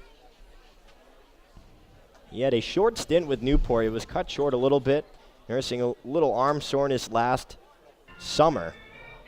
And, that goes back to what we were talking about again. If people have even the slightest of uncomfort in their body or muscles, then they may make the decision to kind of go home early to make sure that they can rest up and get ready for their collegiate season. Yeah, the Nighthawks have only had 1 player go home early, and that was Sadler Goodwin. And he actually handed his number over to Danny Warchansky, because that one is a check swing, and Feliz is down swinging. Third strikeout of the game for Bates, and that one was a nice breaking ball. Skirted off the plate, and Feliz just could not hold up. Here's Davis Michael now. He had a 2-run towering shot to right center field in his last time up, and that accounts for all of the Nighthawk runs so far here tonight in the top of the 4th. Again, playing a 7-inning game here as we are in game 2 of a doubleheader. The Gulls won the first one 4-2. Lights on here at Cardines. Fans still buzzing about. Here's the pitch. Swung on and missed. A healthy cut but could not connect was Michael, and it's 1-1 with 1 out. Yeah, way late on that fastball. Kind of caught him by surprise. 2 runs, 2 hits, 1 error for Upper Valley. 5 runs, 5 hits, 1 error for Newport as that one's in there for a ball. 2-1 on Michael. Again, as we were mentioning before, Michael, the D3 product, Castleton State product, actually got a chance to watch him play this season up at Linden State, a conference rival of Castleton's. So that one's in there for a strike. It'll be 2-2. And Michael led the Spartans to a NAC championship. They defeated the New England College Pilgrims. Here's the pitch from Bates. That one is grounded foul down the first base line. So 2-2. We'll do it again with 1 out. He's just peppering the inside part of the plate here on Michael, trying to jam him up. Doesn't want to give him anything over the plate that he can send over the fence again. But a nice fight here from Michael, just fouling off pitch after pitch. Shakes an agreement with his catcher, Mazza. Here's the pitch from Bates, and that one's a little outside for a ball. 3-2. Full count and a payoff pitch coming with 1 out. Matt Tarabek on deck. He flied out to left field in his last at-bat. It was a looping fly ball. Here's the pitch. That one's outside, and Davis Michael will work a walk. So 1 aboard, 1 out for Matt Tarabek and the Nighthawks. Let's see what they can do with it, down by 3. Third walk of the ball game for Bates. First 2 came both in the second inning. One ended up scoring. That was Feliz, who came in on the 2-run shot from Michael. And Midori was left on first base when Barry struck out looking to end the inning. And I don't remember if Tarabek broke his other bat earlier in the game. The other bat had half black, half red. This one is all red. So maybe just switching it up, not sure, but he'll have the all-red bat now at the plate as he takes a ball, 1-0. Tarabek did have a couple of singles and an RBI in game 1, so it can't be too much of a superstition thing. He raised his average up to 240 with 1 homer and 4 RBIs. 0 for 1 in this game, though.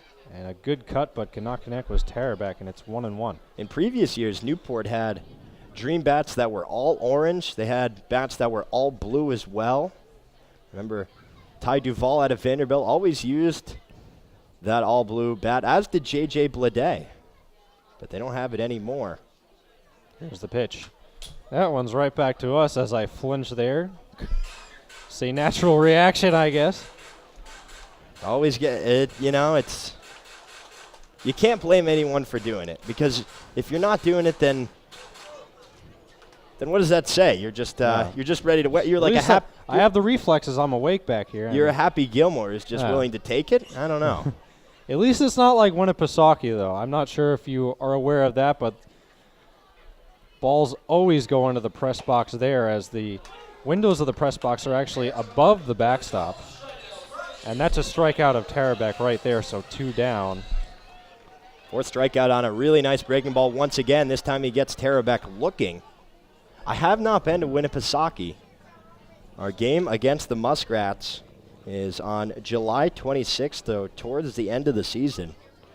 They came down to visit us back on June 22nd. That was an 8-7 win against the Muskrats in a very, very tough game for a team that really so far this season, with only 4 wins, they gave Newport a tough battle. There's the pitch to Bowen. Bowen lined out to the third baseman, Gonzalez. Gonzalez made a great play to put away Bowen last time, as that one's in there for a strike. 0-1. 1 aboard, and Davis Michael, he walked. And then Tarabek struck out, and we have Bowen now, as that one's outside. 1-1. Yeah, and balls have been known to get stuck in the wall in there in Winnipesaukee, and the tradition is that players actually sign the baseball that they hit into the wall. I'm going to show you this right now on my cellular device. That's a ball that Eric Feliz fouled back into the wall, and he actually signed it. Oh, wow. Wish we could get a shot of that, because that is interesting. Our producer, Pat Cavanaugh, actually has all of the pictures of all the baseballs. So don't have any zoom, but I'll hold it up as best we can.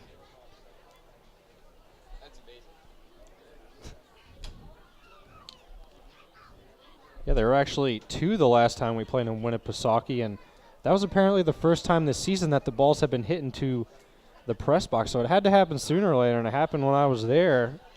So is it the wall that's inside? It has to go inside the press box, so then it goes in. It's not the siding the press box, and that's actually the back wall. So you can tell how hard the balls are hit back into the wall there in Winnipesaukee. Right. As Bowen will work a walk. Now, Winterroad's coming out to talk things over. 2 aboard for the Nighthawks with 2 outs, and Anthony Midori coming to the plate. Bates' longest outing came in his first game, the 14-10 win against Mystic, all the way back on June 6th. That was opening night at Cardines Field. 5 innings, 4 runs, 4 hits, 3 walks, and 8 strikeouts. And Austin Michelle is warming up for the Gulls, and it looks like the Nighthawks have a guy warming as well. And that is Jack Ibsen.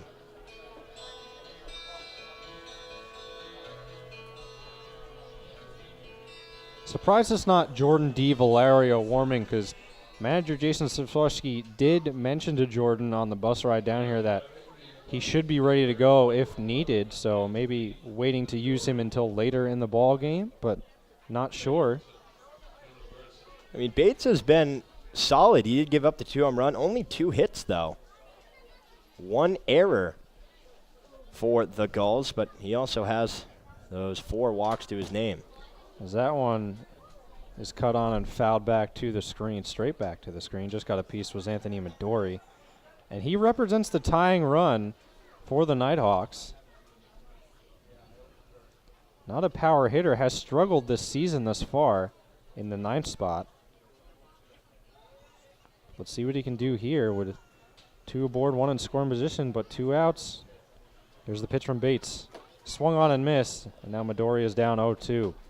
He's 103, no homers, 4 RBIs, 3 for 29 on the 2018 NECBL campaign.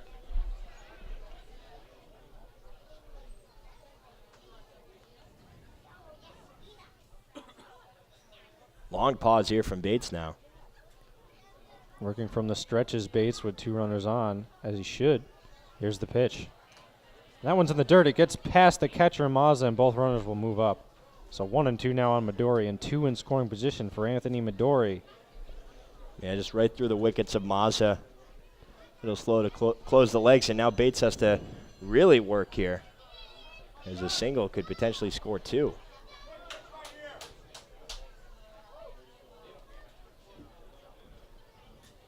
Midori has been known to strike out in these situations.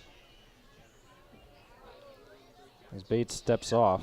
It looked like Mazza was going to set up outside. You wonder if he was going to try and get him to chase with a low and outside breaking ball. And Midori in a big spot here, representing the tying run with 2 in scoring position for the Nighthawks. Here's the pitch. That one is hit out into left center field and deep, going back. And that one is off the wall, and 2 runs will score. And Anthony Midori comes up big, getting out of his slump. And I'm not sure what happened there, but he tries to advance to third, and he is out. But 2 RBIs for Anthony Midori, and he cuts the lead to 5-4. You know, I couldn't see what was happening there. Yeah, it looked like he was trying to advance to third, and just the relay throw came in. But regardless, that gets Bates out of the inning. But he comes up in a big spot, does Midori. We can watch it on the replay. Let's see what happened. It was a hanging curveball. He just lifted it right off the IHOP sign. Flipped that P upside down now, but the throw comes in. And then it got away from Gethings a little bit, and you see there, that's when he tried to take advantage of it, but Gethings was able to that was just a mistake there from Midori. I mean, that didn't really get away from Gethings too far, so I think he should have stayed at second. Definitely a mistake there for Midori, but he doesn't make a mistake at the plate, driving in 2 runs, and he cuts the lead to 5-4 Newport here on the NECBL network. We'll be right back with the bottom of the 4th.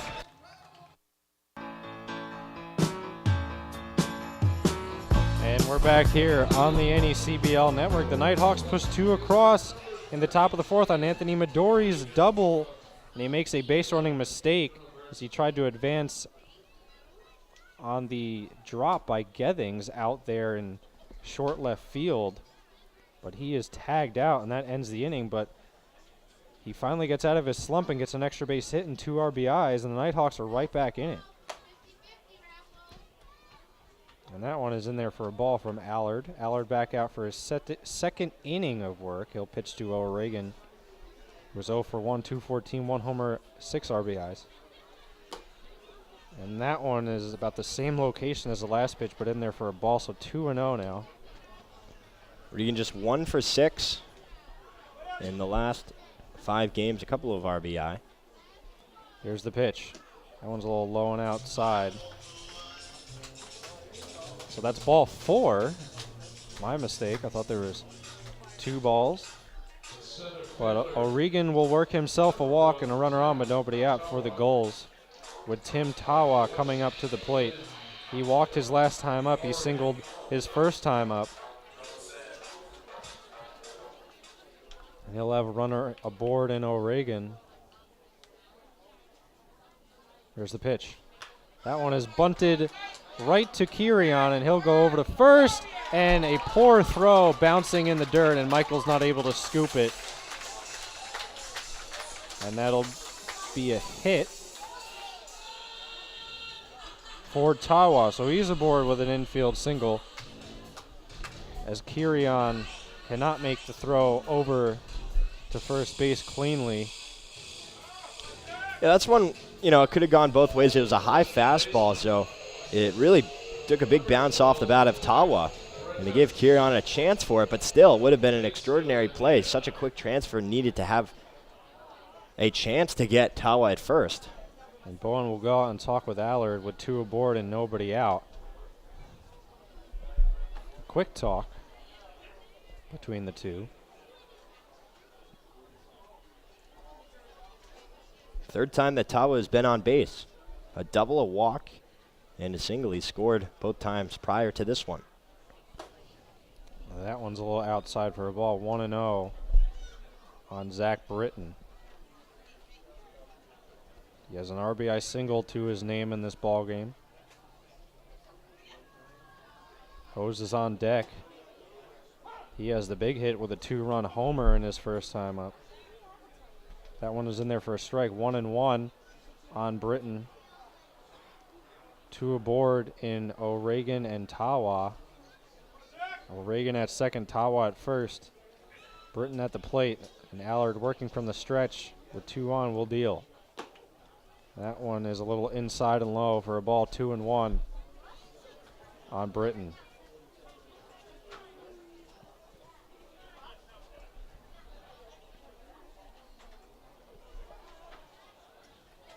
Here's the pitch from Allard. That one is driven down the right field line, but foul. That was a shot. Yeah, I mean, he jumped right on that. It was going foul right off the bat, but you'd be sure that Allard won't throw it in that spot again. That was a mistake that he got away with. And that's a very long strike. So the count's evened up at 2-2. Let's see if Allard can strike him out and get a big strikeout here. He needs it with 2 runners on. That looks like Britton has maybe some dirt in his eye or something. Again, Jack Ibsen warming in the Nighthawk bullpen.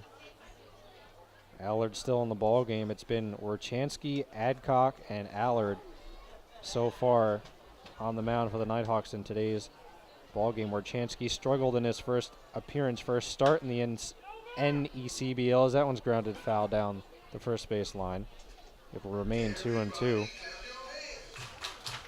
Yeah, that may have been inside for a ball, but just based on the way he was able to pull the previous pitch way down the right field line, he had basically the same aggressive approach. This one just nubbed down the first baseline in foul territory.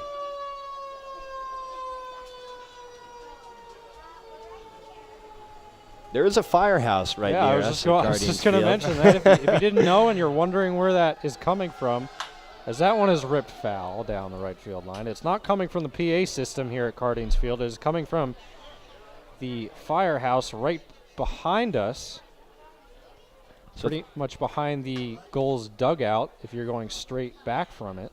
So 3 straight times now in this at-bat that Britton has hit an inside pitch, very hard foul down the right field line. We'll see if Allard wants to maybe go outside with an off-speed pitch. And he does.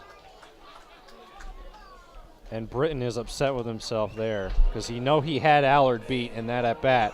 And Allard goes with the off-speed outside, as you said he would. And they get him there.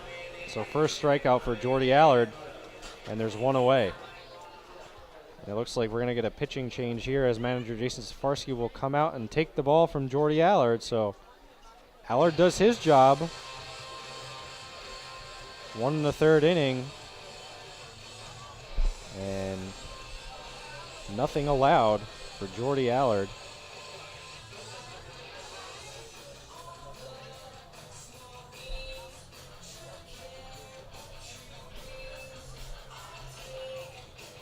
As we'll get a pitching change here for the Nighthawks, and we'll be right back on the NECBL Broadcast Network.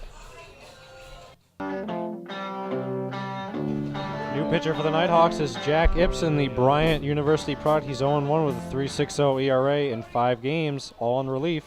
5 innings pitched, 7 strikeouts, 3 walks, and 7 hits.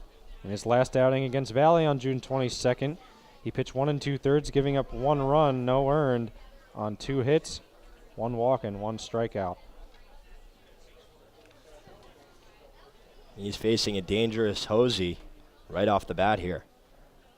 And Hosey had a 2-run homer in his last at-bat.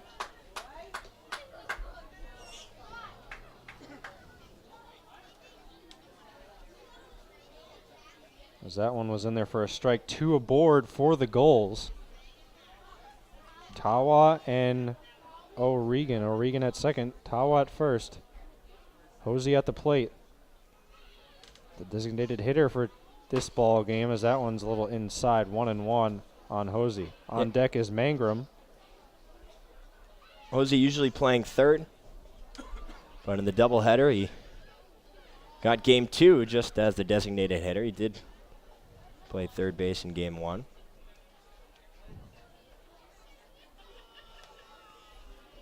Ibsen double checks at second, and the sidearm submarine delivery is fouled off of Bowen.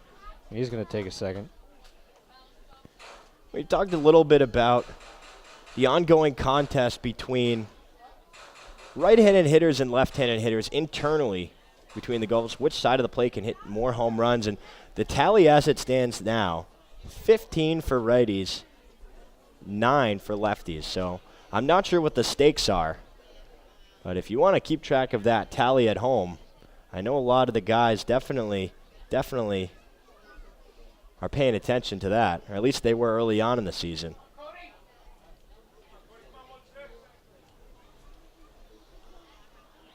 Here's the pitch. And ran inside a little bit, and that one's fouled. So Hosey didn't really have a choice there when he started swinging. Ran a little bit inside on him.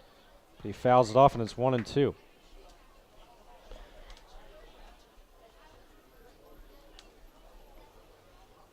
Newport with 25 home runs. They were neck and neck with Plymouth for a while, but boy, the Pilgrims have been smashing the ball, 33, and they've jumped out. Going into today's action, 10 more home runs than Newport.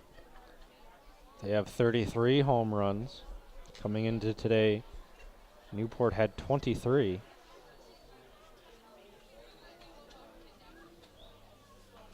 Yeah, and the thing is about Plymouth, they're not a team that hits the ball often, but they do hit it out of the park often, as that one's grounded to Tara back onto second, one on to first. Safe is Hosey.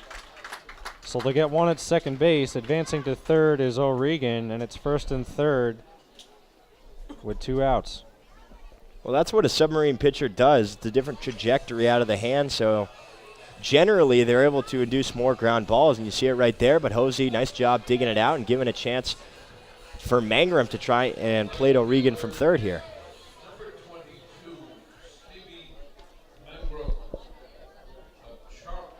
Mangrum doubled his last time up. Scored 2 RBIs on that double. Here's the pitch. That one, I don't know where that one missed, but it's a ball. It was right over the plate in a good spot from Ibsen, but it was called a ball. 1-0. Bowen really brought that one back, possibly a little outside, but it was a good frame. Here's the pitch from Ibsen. And that one runs a little bit inside and will hit Mangrum. And he'll take first base. So the bases are loaded. Boy, that one really ran in quickly. Mangrum really didn't have any time to get out of the way. And fortunate that wasn't a little higher. He was able to get him where at least I think he had an arm guard or something, or possibly right on the bicep. But Now here we go, Jason Gonzalez. So Regan, Hosey, and Mangrum all aboard for the Gulls. 6 hits for Newport, 3 for Upper Valley, but just a 1-run game, an error for each squad. Gonzalez struck out his last time up. Here's the pitch. That one's in there right down the pipe for a strike from Ibsen. Good pitch, good speed.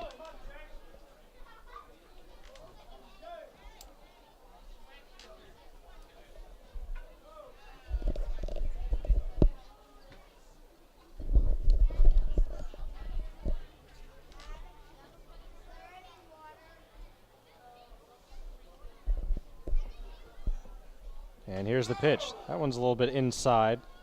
So Ibsen missing locations a couple times here. He hit Mangrum, and that one runs inside on Gonzalez. So it'll be 1-1. First time Gonzalez has been up with the bases loaded.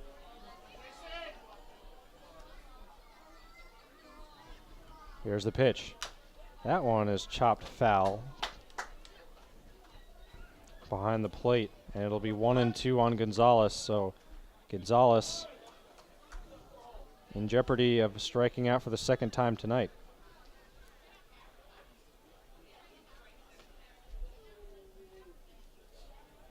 Plu on deck. Mazza in the hole. Plu was hit by a pitch in his first at bat. Gonzalez with 28 RBI.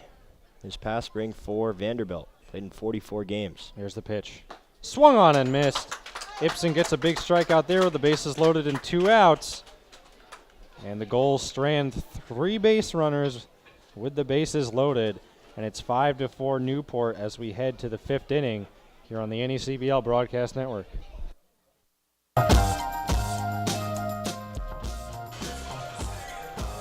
And we're back here on the NECBL Network. You are watching Nighthawks and Gulls baseball here in Game 2 of this doubleheader.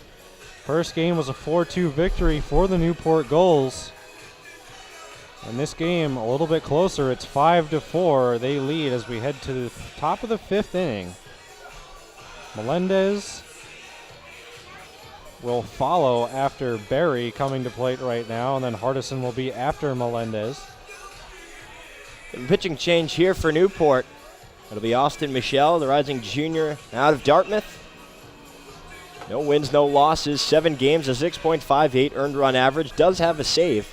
Giving up 23 hits in 13 2/3 innings, 17 strikeouts and 5 walks. His last appearance was on June 27th.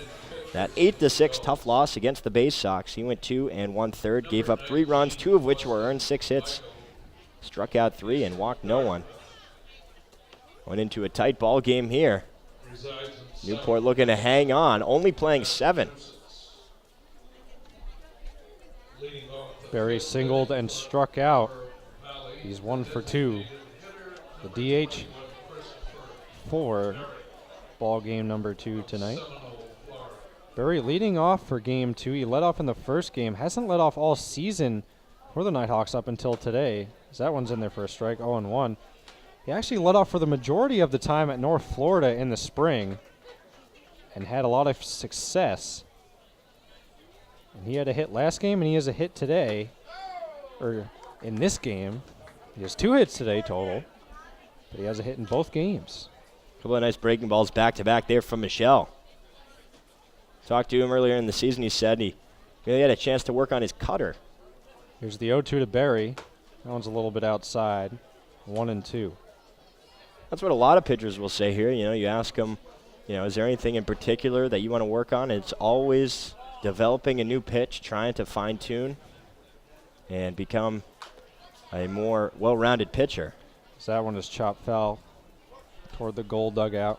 Remains 1-2 on Berry. I'd say one of the biggest differences between maybe a Division III pitcher and a Division I pitcher, we were talking about it with Will Donick earlier, but for a pitcher, it's the difference between having 2 solid pitches and 3, and it can change really so many things when you're facing hitters.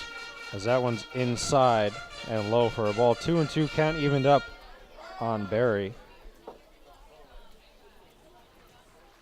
Yeah, but also a chance for those D3 guys to maybe expand their pitching Absolutely. arsenal. Yeah, oh yeah, they're included. Everyone's included in it no matter what division you're playing at.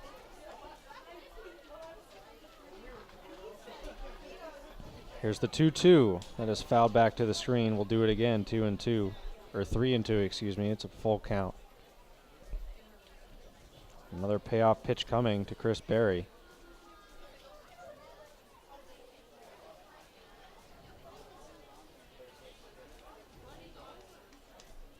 Melendez on deck as that one's rocketed into right center field and deep.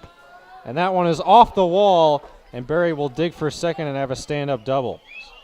So Chris Berry, a multi-hit game today, a single and a double. As Alvin Melendez will come to the plate with a runner in scoring position and no outs for the Nighthawks as they trail by 1, trying to tie the game.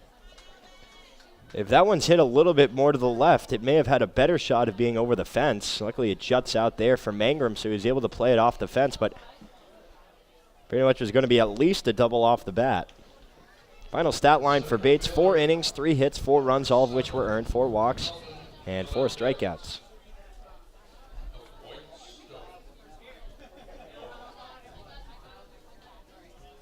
Here's Melendez now. He struck out in his last at bat as that one gets away from the catcher, and Berry will advance to third base. Yeah, wild pitch. He spiked that one. Would have been a very, very difficult stop for Mazza.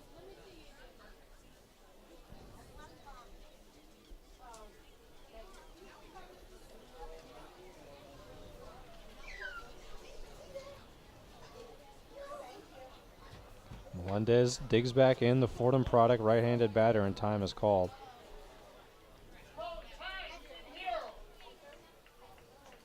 And coming home is Berry. I think they called that a balk. That's what it's looking like, but Winterrode's out here. Now Coombs is out here as well, and they are not happy right now with Brian Osterholzer. And yeah, he is not happy. Coombs has got his hand in his pocket, but he's jawing him off, I believe, right now, as Oberholzer is. As that will be a balk, and the run will score, and we're tied at 5. As Chris Berry advanced to third on the wild pitch. Now Michelle's having a conversation with Oberholzer. And then he comes home on the balk. So Chris Berry advancing 2 bases in this at-bat, and will score the run, and we are tied at 5.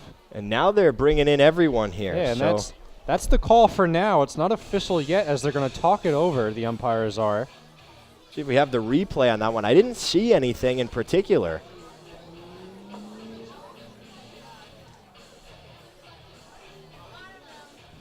So you see there was a little bit of movement on his back right foot there. That's probably what they were calling, because he didn't even get to the set.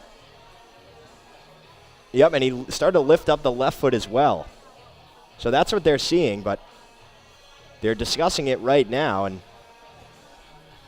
and it looks like they're going to keep the call as it is. And that is the call, and the Nighthawks tie the game. It is 5-5 on the balk as Chris Berry will come home. He advanced to third again on the wild pitch, and he goes home on the balk, and we are tied at 5. And now Winterrode has given Oberholzer an earful. And Jesse West is coming down to talk things over and try and cool him down, but Winterrode is furious.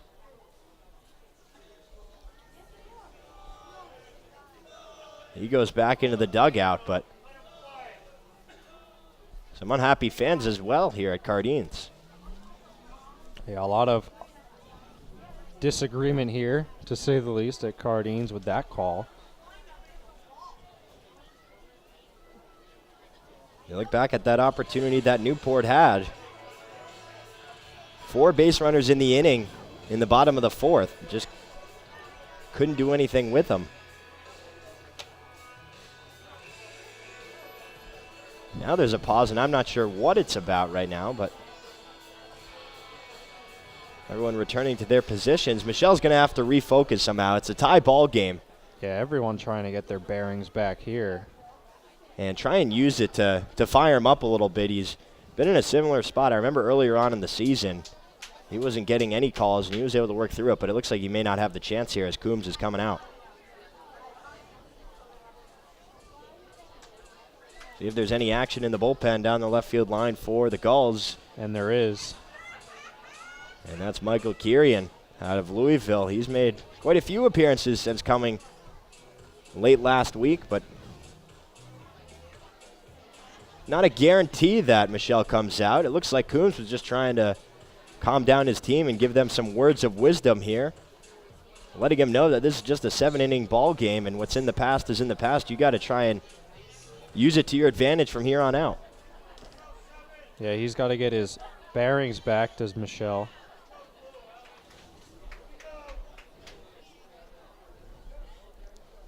Here's the pitch to Melendez, and that one's in there. Comes right back with the breaking ball. It's been his pitch so far. He started Barry with a couple of them, but then he paid for it. There's the 1-1, and that is hit out in short right field. Plu will call everybody off and make the catch. So Melendez is down and 1 away.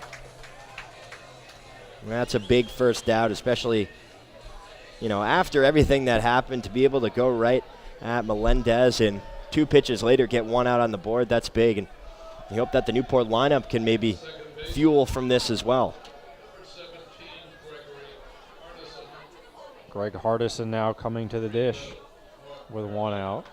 1 run across here in the top of the 5th for the Nighthawks and counting, and they tie the game at 5 after the balk on Michelle, to much of disagreement from the Cardines faithful here and the coaching staff of the Gulls. And that'll be the evening for Michelle.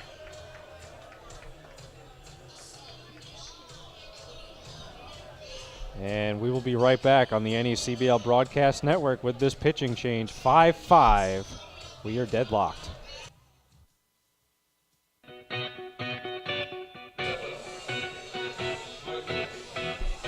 And we're back here on the NECBL Network. Michael Kirian will come into the ballgame for the Gulls. No ERA in 2 innings pitched, 3 strikeouts. Not a lot of work on the 2018 NECBL campaign, and he'll pitch to Greg Hardison with 1 out. His last outing came on Saturday night, 2-0 loss at Mystic. Pitched an inning of scoreless baseball. Gave up 2 hits, struck out 2, and walked no one. Here's the pitch. Hardison shows bunt, pulls back, and that one's in there for a strike. I mean, he was running a 5th of the way down the first base line before Mazza even caught the breaking ball that caught the outer third. There's the 0-1 to Hardison. And that one bounces way over Mazza and hits the screen. It will be 1-1. Final line for Michelle. Just a third of an inning, 1 hit, 1 run. No walks and no strikeouts. Just faced 2 Upper Valley Nighthawks.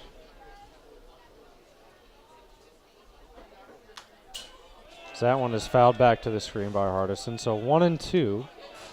Hardison will have to get defensive here with 2 strikes. Left-handed hitter out of UNC Greensboro. He's 0 for 2 in game 2. That one's a little bit outside for a ball. 2-2, the count's evened up on Hardison.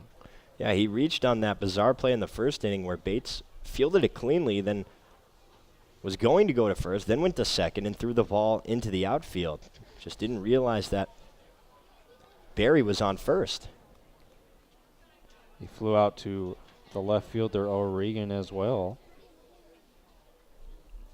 Kirian stands on deck. He's 0 for 2. Here's the pitch from Kirian.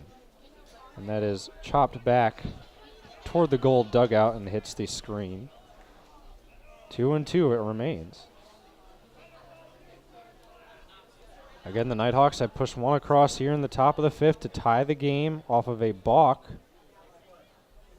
from Michelle, and he gave way to Kirian, who is now in the ball game, and he pitches to Hardison, and that one's outside for a ball, so 3-2. A payoff pitch coming to Greg Hardison.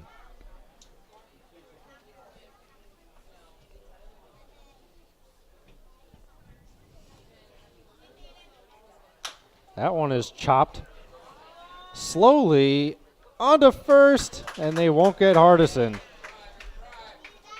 So Plu with a good play, but cannot get the speedy Hardison at first base, and an infield single for Greg Hardison, with Anthony Kirian coming to the dish with 1 out. Yeah, I thought for a second that the 6'6" frame of Kirion may be able to jump up and snag it, but it just bounced so high and never really a chance for Gethings or Plu right in front of second base there.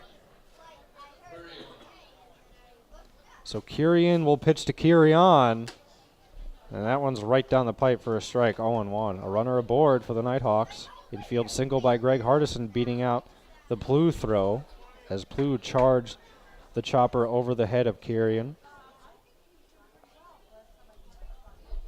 Here's the pitch.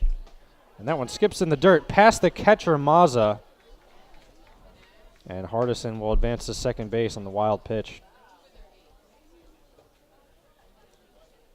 It's now 1-1 on Kirion. So you've seen a couple of wild pitches in this inning, a balk. We did see that single, but it was a quirky one at that.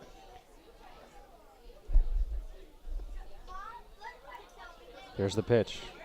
That one is rocketed into center field, a base hit. Coming around third is Hardison. The throw is cut off and on to home. But Hardison slides in there safely. The throw was cut off by Britton, and then he threw home. But they can't get Hardison, and the Nighthawks take a 6-5 lead on Anthony Kirion's RBI single here in the top of the fifth. Yeah, it was only a matter of time. Newport pitching was kind of giving away a lot of opportunities to the Nighthawks. They scored on the ball, a couple of wild pitches, got the single in the infield, and then finally Kirion's able to put a good swing on it and line it in for a true RBI single there. Here's the pitch to Feliz. So Kirion's now 1 for 3 with an RBI. And a big go-ahead RBI. Upper Valley scoring in twos, 2 in the second, 2 in the fourth, 2 in the fifth. There's the pitch. That one is pop foul out of play by Feliz. Feliz is 0 for 1. He walked and struck out. 1 out. 1-1. 1 runner aboard. But 2 runs in this fifth inning for the Nighthawks, and they have taken the lead.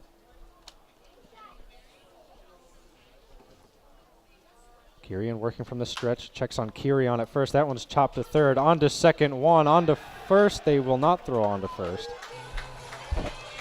That's Feliz. Will beat it out for the fielder's choice. So Kirion is out at second base. They get the lead runner. So 2 outs now, 1 aboard in Feliz after the fielder's choice, and Davis Michael coming to the plate. Nice play there from Gonzalez. Not easy, not the most natural thing to field on the backhand and then turn all the way to second and make an accurate throw. Here's the pitch. That one's in there for a strike. Good pitch from Kirion.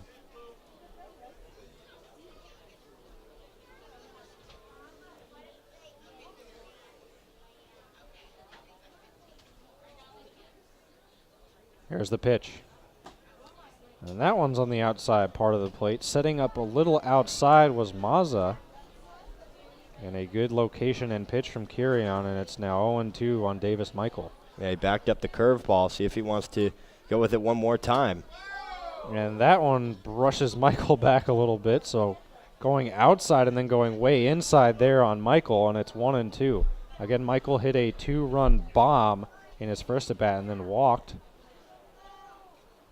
He's trying to keep his successful night going here. That one's a little bit outside and low. It'll be 2-2. That's not an easy pitch to lay off there. Started inside and kind of scraped across the plate, but well outside by the end. But again, good discipline from Michael. He's seeing the ball well. 2-2, 2 outs. Here's the pitch. And that one is a called strike 3 on the outside corner, and Michael didn't like that one from the home plate umpire. That was the same location as the previous 2 strikes in the at-bat. Again, Maz is setting up outside, and Michael is punched out for the 3rd out of the inning. But the Nighthawks get a run across on a balk. Chris Berry scores that run, and then an RBI single scoring Greg Hardison by Anthony Kirion. And the Nighthawks lead 6-5 as we head to the bottom of the 5th here on the NECBL Broadcast Network.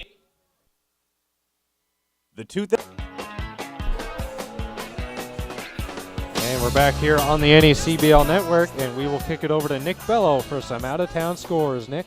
Thank you, Dan. Sanford leads when Saki in the bottom of the 7th, 8-1. Ocean State is now trailing Danbury at the top of the 7th, 4-3. Keene is up 14-0 on North Adams in the top of the 6th. And this one right here, we have a 5-5 tie in the top of the 5th. Dan, back to you. And A.J. Franklin will be the new man on the mound for the Nighthawks. He's 0-1 with a 4.26, 3 games, 6 in the 3rd, 6 strikeouts, 2 walks, and 9 hits in his last outing. A 6-4 loss against Valley, 2 innings pitched, 2 hits, and 1 strikeout, as that one's in there for a strike. As we were talking before with Will Donick about Vanderbilt, another Vanderbilt product here in A.J. Franklin. There's the pitch. Swung on and missed. Franklin completely fanned him there as Plu looked foolish. Franklin, 3 appearances for the Commodores, just 2 2/3 innings. Did not give up a run, nor a hit. He did walk 1 and had 2 strikeouts. There's the pitch. That one's a little high and outside. 1-2 now on Plu. Plu is 0 for 1, 272, no homers, 6 RBIs. He was hit by a pitch in his first at-bat.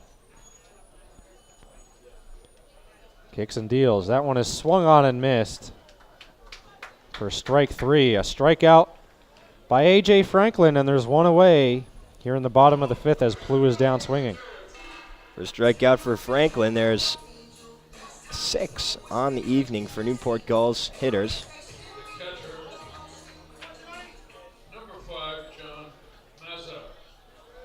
Upper Valley has struck out 5 times as a team. So Mazza now will dig in, and he gets fanned there by Franklin. 0-1. Mazza aggressive as always on the first pitch. Likes to line it down the left field line. That one just a little late on it.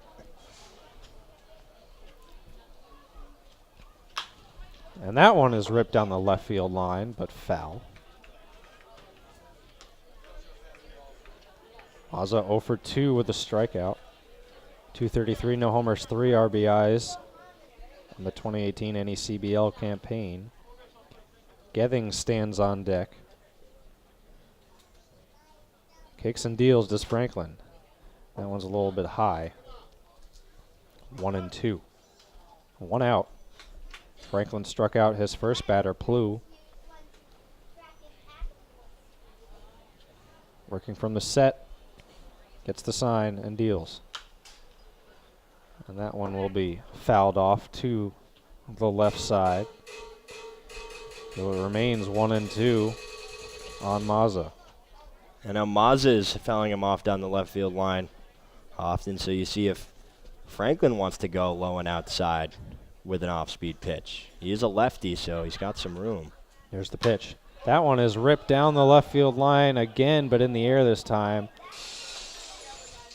And I think that one will make it out of the Cardines confines here. Right into America's Cup Avenue. Just to the west of Cardines Field. 1-2, another 1-2 delivery coming from Franklin. The swung on and missed. Franklin gets another strikeout. He struck out the first 2 batters in this inning, coming into the ball game. And there's 2 away. You know, that's exactly what Britton struck out on last time.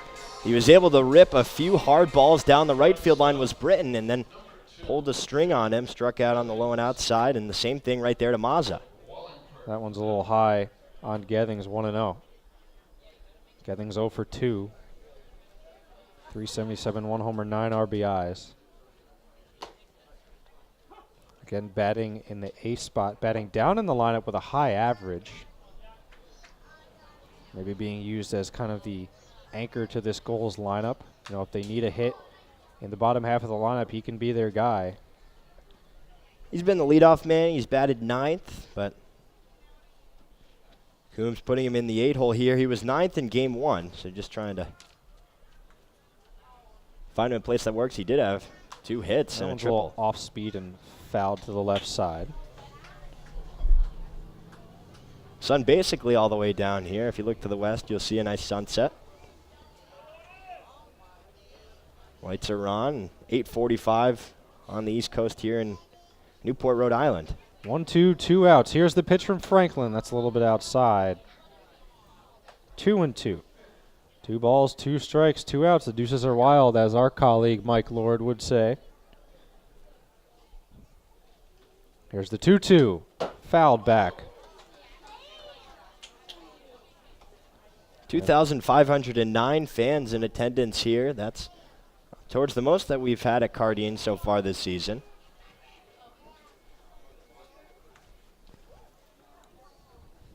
Here's the pitch from Franklin. That one is fouled out of play and out of the confines of Cardines. Newport Gulls.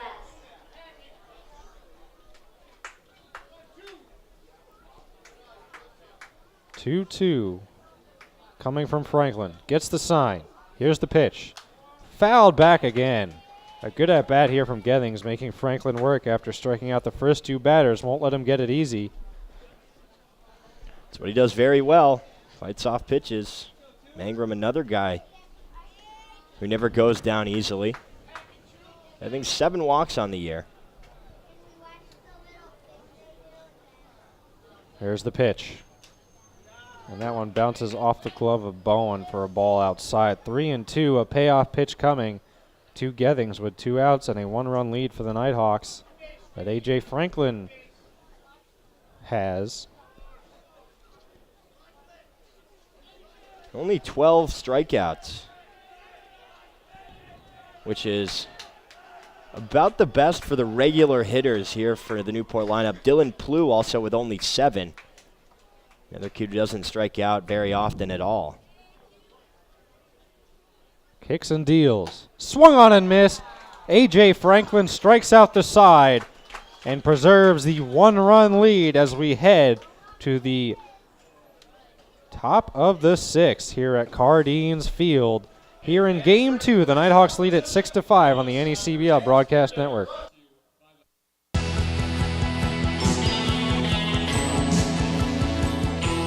And we're back here on the NECBL Broadcast Network. Nighthawks and Gulls 6-5 Nighthawks. And in this 7th inning ball game here in Game 2 of the doubleheader in the 6th inning, I will hand it back over to the play-by-play man for the Newport Gulls, Dave Peck. Dave.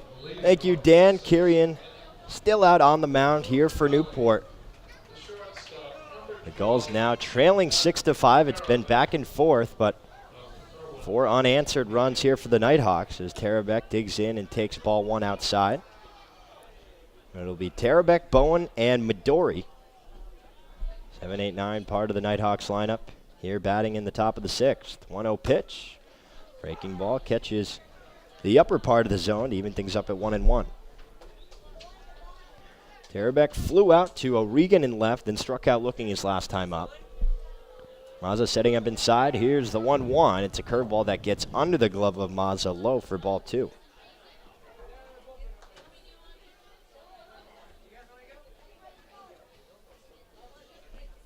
Both teams with 6 hits apiece, though.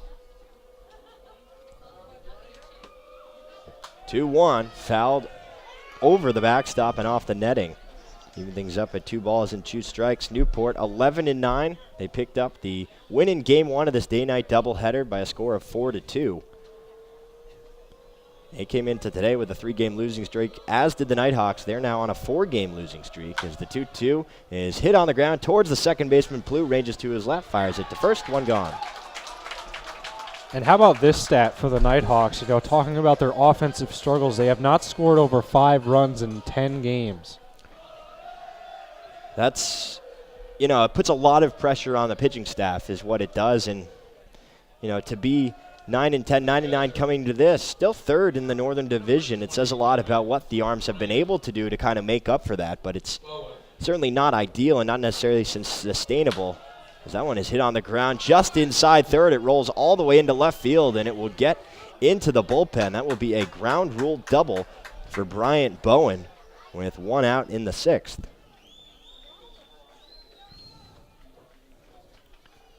And good piece of hitting there from Bowen to get him out of a little bit of a slump. He did walk in this game as well. That's Bowen's first hit of the game here. He walked, and he did score in that fourth inning. The Nighthawks' last victory, they only scored 4 runs, and again, the pitching carrying them. The pitching was good in that one. They only allowed 1 run to North Adams.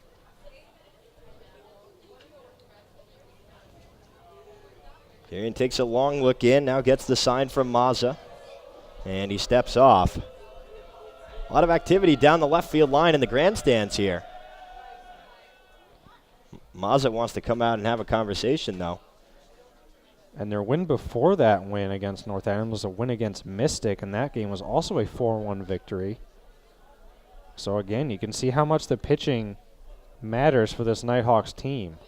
See there on your screen a lot of the Irish exchange students who are visiting Newport for the summer, enjoying a nice night for baseball here, catching game 2 of this day-night doubleheader. First pitch fastball is taken for strike 1 to Midori. Midori walked in the second and doubled in the fourth, but was thrown out when he tried to advance all the way to third after the ball got behind Gethings briefly. But he did have those 2 RBI. Here's the 0-1 fastball, well outside, 1 ball, 1 strike. Newport scored 3 runs in the bottom of the first inning. RBI from Britton and the 2-run shot from Cody Hosey. Now trail 6-5. 1-1 pitch, waved and missed for strike 2. They added 2 more in the second.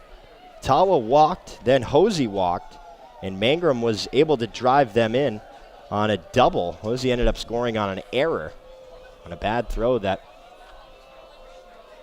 hit the stanchion between home plate and third base.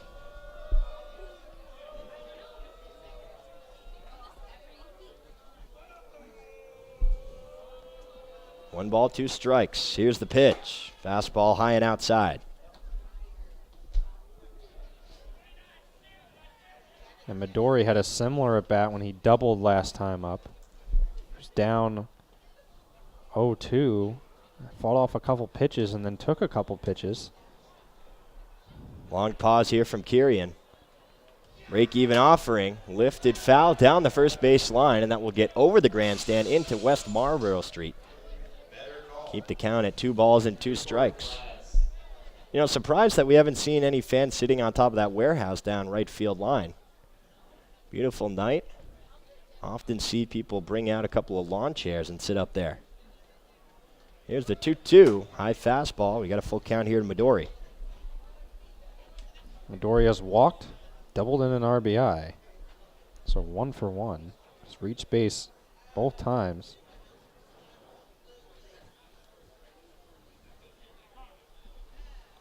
Now time is called, but going to be a quick. And Kirian really likes to slow down the pace, trying to make the hitters think twice about what they want to do. Here's the 3-2, breaking ball fouled on a line down the right field line, also out of play.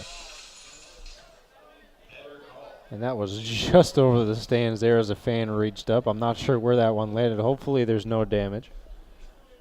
You know, there are a lot of cars. There are a lot of 2 streets blocking, and I'm surprised we haven't heard an actual windshield break as the 3-2 curveball is waved and missed for strike 3. Nice breaking ball in the dirt there from Kirian. He's able to get Midori to chase for out number 2 here in the 6th.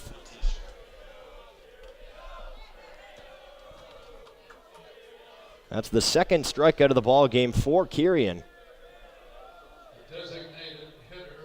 And the 2nd out of the inning. That'll flip the lineup, though. Chris Berry due up. He has singled and doubled, also scored on the balk from Michelle last inning. Lefty-lefty matchup here. Kirian lifts the leg but goes around to second, no throw, as Bowen scampers back to the bag. First pitch, he shows bunt, gets it down the third baseline. Gonzalez coming in, and there's not going to be a play. Bowen advances to third. It'll be a single on the bunt by Berry, and now runners on first and third with 2 outs still in the inning.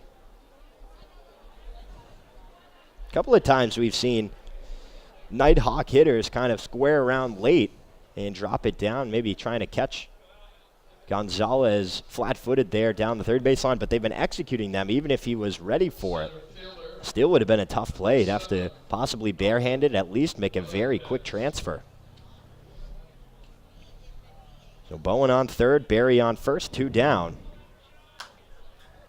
Melendez fouls the first pitch into the netting right over the Newport dugout for strike 1. 6-5, Upper Valley threatening, though, trying to extend this lead and break this 4-game losing streak. Top of the 6th inning, we're only playing 7 in the day-night doubleheader. Kirian comes to the set, long pause. Late kick, here's the 0-1, and it's lifted down the right field line once more. That'll get into the road. And last time the Nighthawks were able to push some runs across, they did it with 2 outs, so a chance to do some more damage with 2 outs here. Melendez popped up to the second baseman. Plu his last time up. He's 0 for 3. Here's the 0-2 pitch, swung on and missed for strike 3. Kirian is able to get out of the jam, his 3rd strikeout of the evening, and keeps this a 1-run game. Newport will look to claw their way back into it, 6-5 as we head to the bottom of the 6th inning right here on the NECBL Broadcast Network.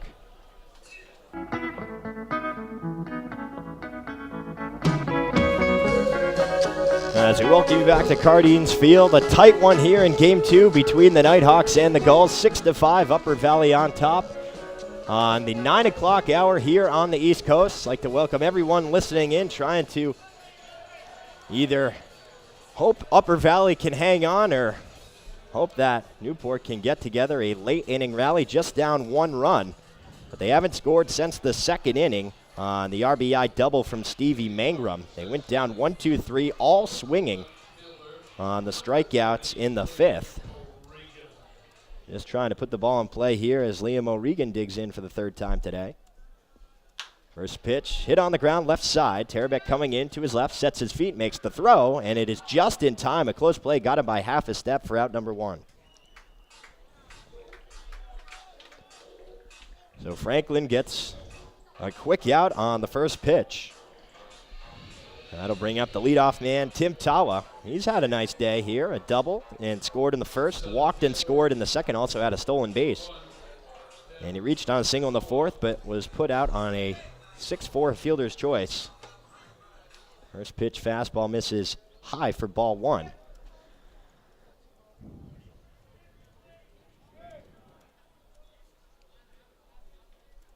Franklin from the windup. Here's the 1-0. That runs inside. Now 2 balls and no strikes.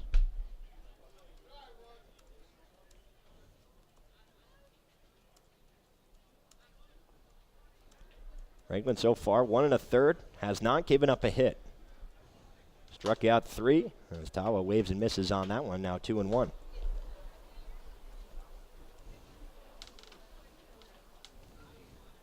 Upper Valley came into today's action with a 3.67 earned run average. Here's the 2-1, fouled off the backstop, and a nice ricochet there as you could maybe catch it on your screen. It bounced almost all the way back to home plate.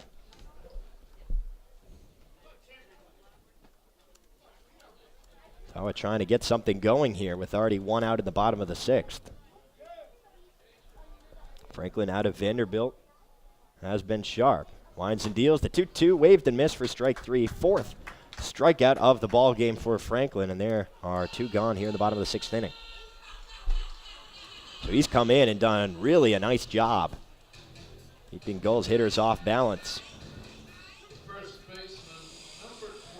A game that's been back and forth originally has really changed now. 4 unanswered runs for the Nighthawks.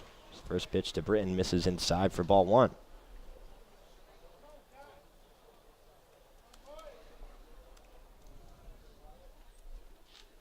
One-0 pitch, waved and missed. Britton had the RBI single in the first, lined out to Hardison in the 2nd inning, and then struck out swinging his last time up. Lefty-lefty matchup. Here's the 1-1 pitch, fouled in the air down the 3rd base line, but it'll get into America's Cup Avenue for strike 2. Dave Peck alongside Dan Stein here in Game 2 between the Nighthawks and the Gulls. First time they've met this season, and the last time they will meet this season as well. As the 1-2 check swing in the dirt on the curveball gets Britton to go around for strike 3. The 5th strikeout of the ballgame for Franklin. He has been pitching well And he gets Newport down 1-2-3 for the second straight inning. We'll head to the seventh here in the City by the Sea. Still 6-5, Upper Valley on top on the NECBL Broadcast Network.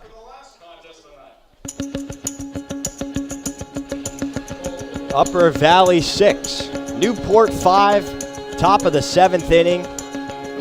And Nate Ryder is into the ball game. He has been solid in almost every outing he's been in on the hill. Led the NEC in saves this past season for the Bryant Bulldogs, and so far this year he has 5 saves. That is first in the NECBL, a 2.38 average, or ERA rather, in 10 games, 11 and a third innings pitched, 15 strikeouts, 4 walks, and 8 hits.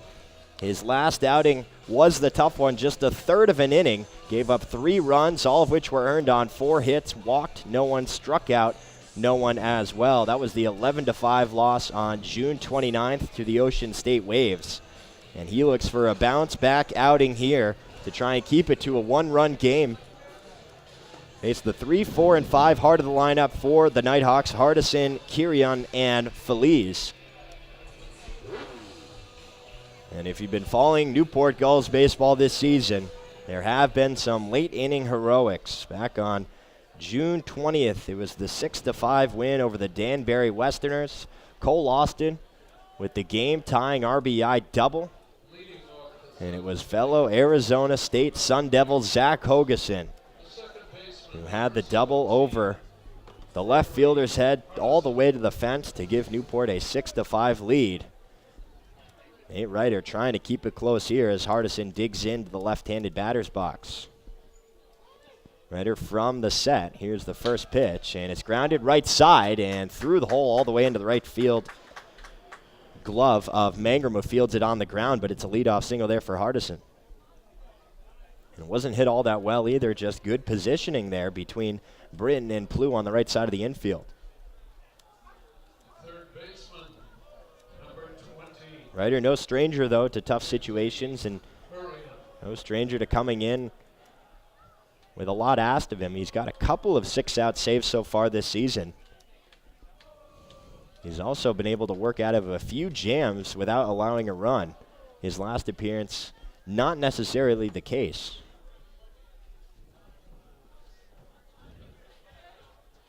Here's Anthony Kirion. Lined into the double play, grounded out to Bates, and had an RBI single. Now he's scoring to bunt. Gonzalez coming out on the grass. It's a first pitch curveball taken for strike 1 on the outside corner. So he pulled back a little bit, but it didn't matter. Nice pitch to start off the at-bat. Jason Safarski now choosing to try and play some small ball, try and scrape across one more against this first-ranked Newport Gulls offense. No balls and 1 strike. Kirian squaring to bunt as well. It's a fastball. Pops him up all the way to the backstop on the high fastball, and now Kirian is quickly behind 0-2.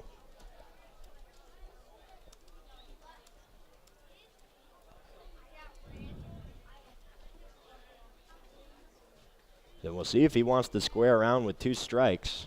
Obviously not too common, but we've seen it a few times so far in this NECBL season. Righty-righty matchup, but Ryder is as crafty as they'll come.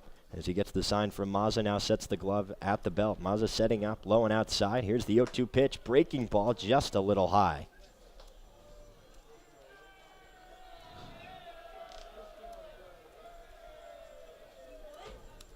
More excitement down the left field line.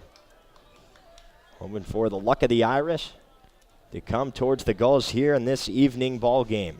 1 ball, 2 strikes. Here's the pitch from Ryder. Breaking ball lifted up the middle into shallow center field. And it'll be the second baseman, Plew, who's able to glove it for out number 1.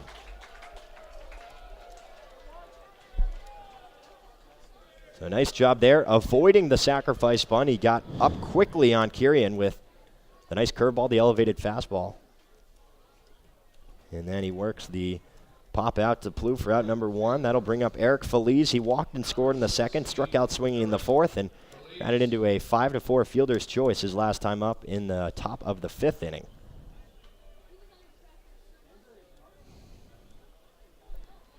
Hardison with the leadoff first. Britton holding him on. First pitch to Feliz is a breaking ball that misses low and outside for ball 1. 6-5. Upper Valley on top. They took the lead in the top of the 5th inning when they scored 2 runs. The RBI from Kirian. Sidestep 1-0 pitch. That misses low again. Now 2 balls and no strikes.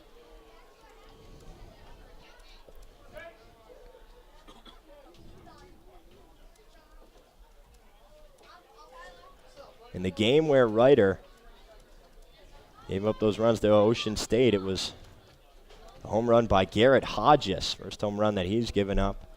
First run that he's given up the entire season. And now Mazza's coming out. They're trying to get on the same page. And Plu will jog in as well. Figure out if Hardison is off on the play, what they want to do here. Possibly just giving him some words of encouragement.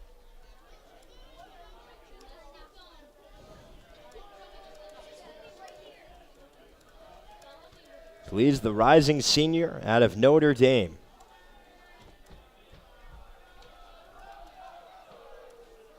Was the designated hitter in game 1. Right fielder in game 2. Trying to string together some hits here in the top of the 7th. 2-0 pitch. Check swing on the curveball outside, and he went around, said Brian Oberholzer. So the count will move to 2-1.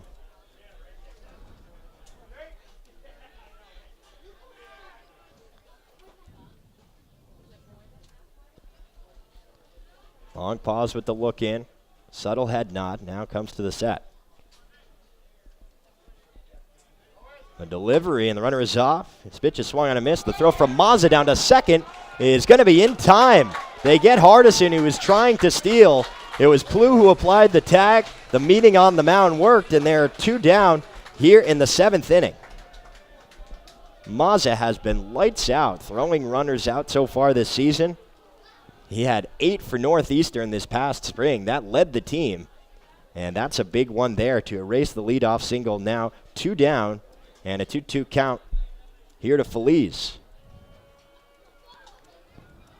The pitch. Breaking ball in there for strike 3. He got him looking. So Ryder is able to face the minimum and keep it to 6-5 and give his offense a chance for heroics here at Cardines Field. Don't go anywhere. It's the bottom of the 7th. Hosey, Mangrum, Gonzalez due up next.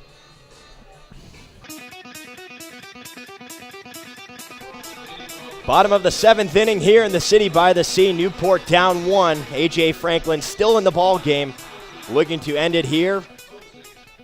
But the Newport hitters trying to put something else in mind as Hosey takes a first pitch curveball for strike 1. We're only playing 7 here in game 2 of this day-night doubleheader, so this is it. Hosey, Mangrum, and Gonzalez, the 3, 4, and 5 part of the lineup, as Hosey fouls that one off the end of the bat and now is quickly behind 0-2. And let's get to some final lines for these Nighthawk pitchers. They've used 5.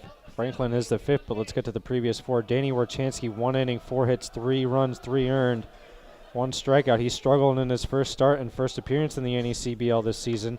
Ty Adcock, 1 inning, 1 hit, 2 runs, 1 earned, 2 walks, and 2 strikeouts. Jordy Allard picking it up after Adcock surrendered a couple as well.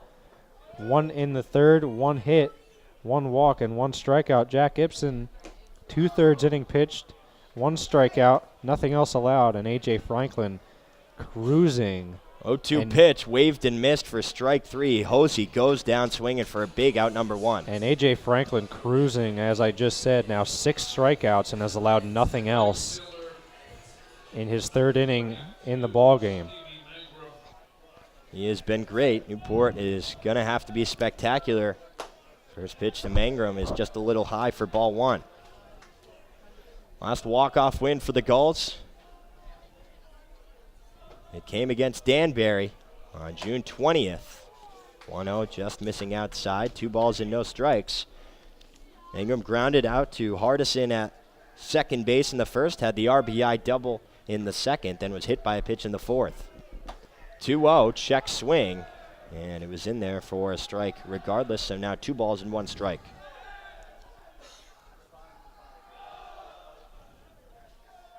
Two 2-1. Broken bat, this one popped up towards the third baseman, Kirian, who makes the easy play. Now 2 down in the bottom of the 7th, and Newport's down to its final out. It'll be Jason Gonzalez who tries to extend the ball game. He just jammed up Mangrum there. Facing two of the best hitters, two of the most dangerous hitters on this Newport team. Again, Cole Austin not in the lineup for either game 1 or game 2. Certainly could have used his bat and could use it. We'll see what Gonzalez can do as he takes ball 1 high. Gonzalez 1 for 3 with a single. He struck out swinging his last 2 times up. Here's the 1-0 pitch, waved and missed.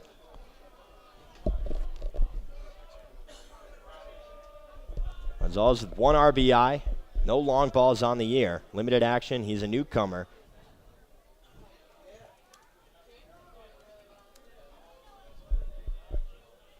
One, breaking ball grounded towards the pitcher. Franklin gloves it, runs to first, underhands it to Michael, and that will do it. The Newport Gulls fall in game 2 by a score of 6-5. They fall to 11-10 on the season. Upper Valley evens it out at 10-10. We'll have the entire post-game report here from Cardines Field when we come back right here on the NECBL Broadcast Network.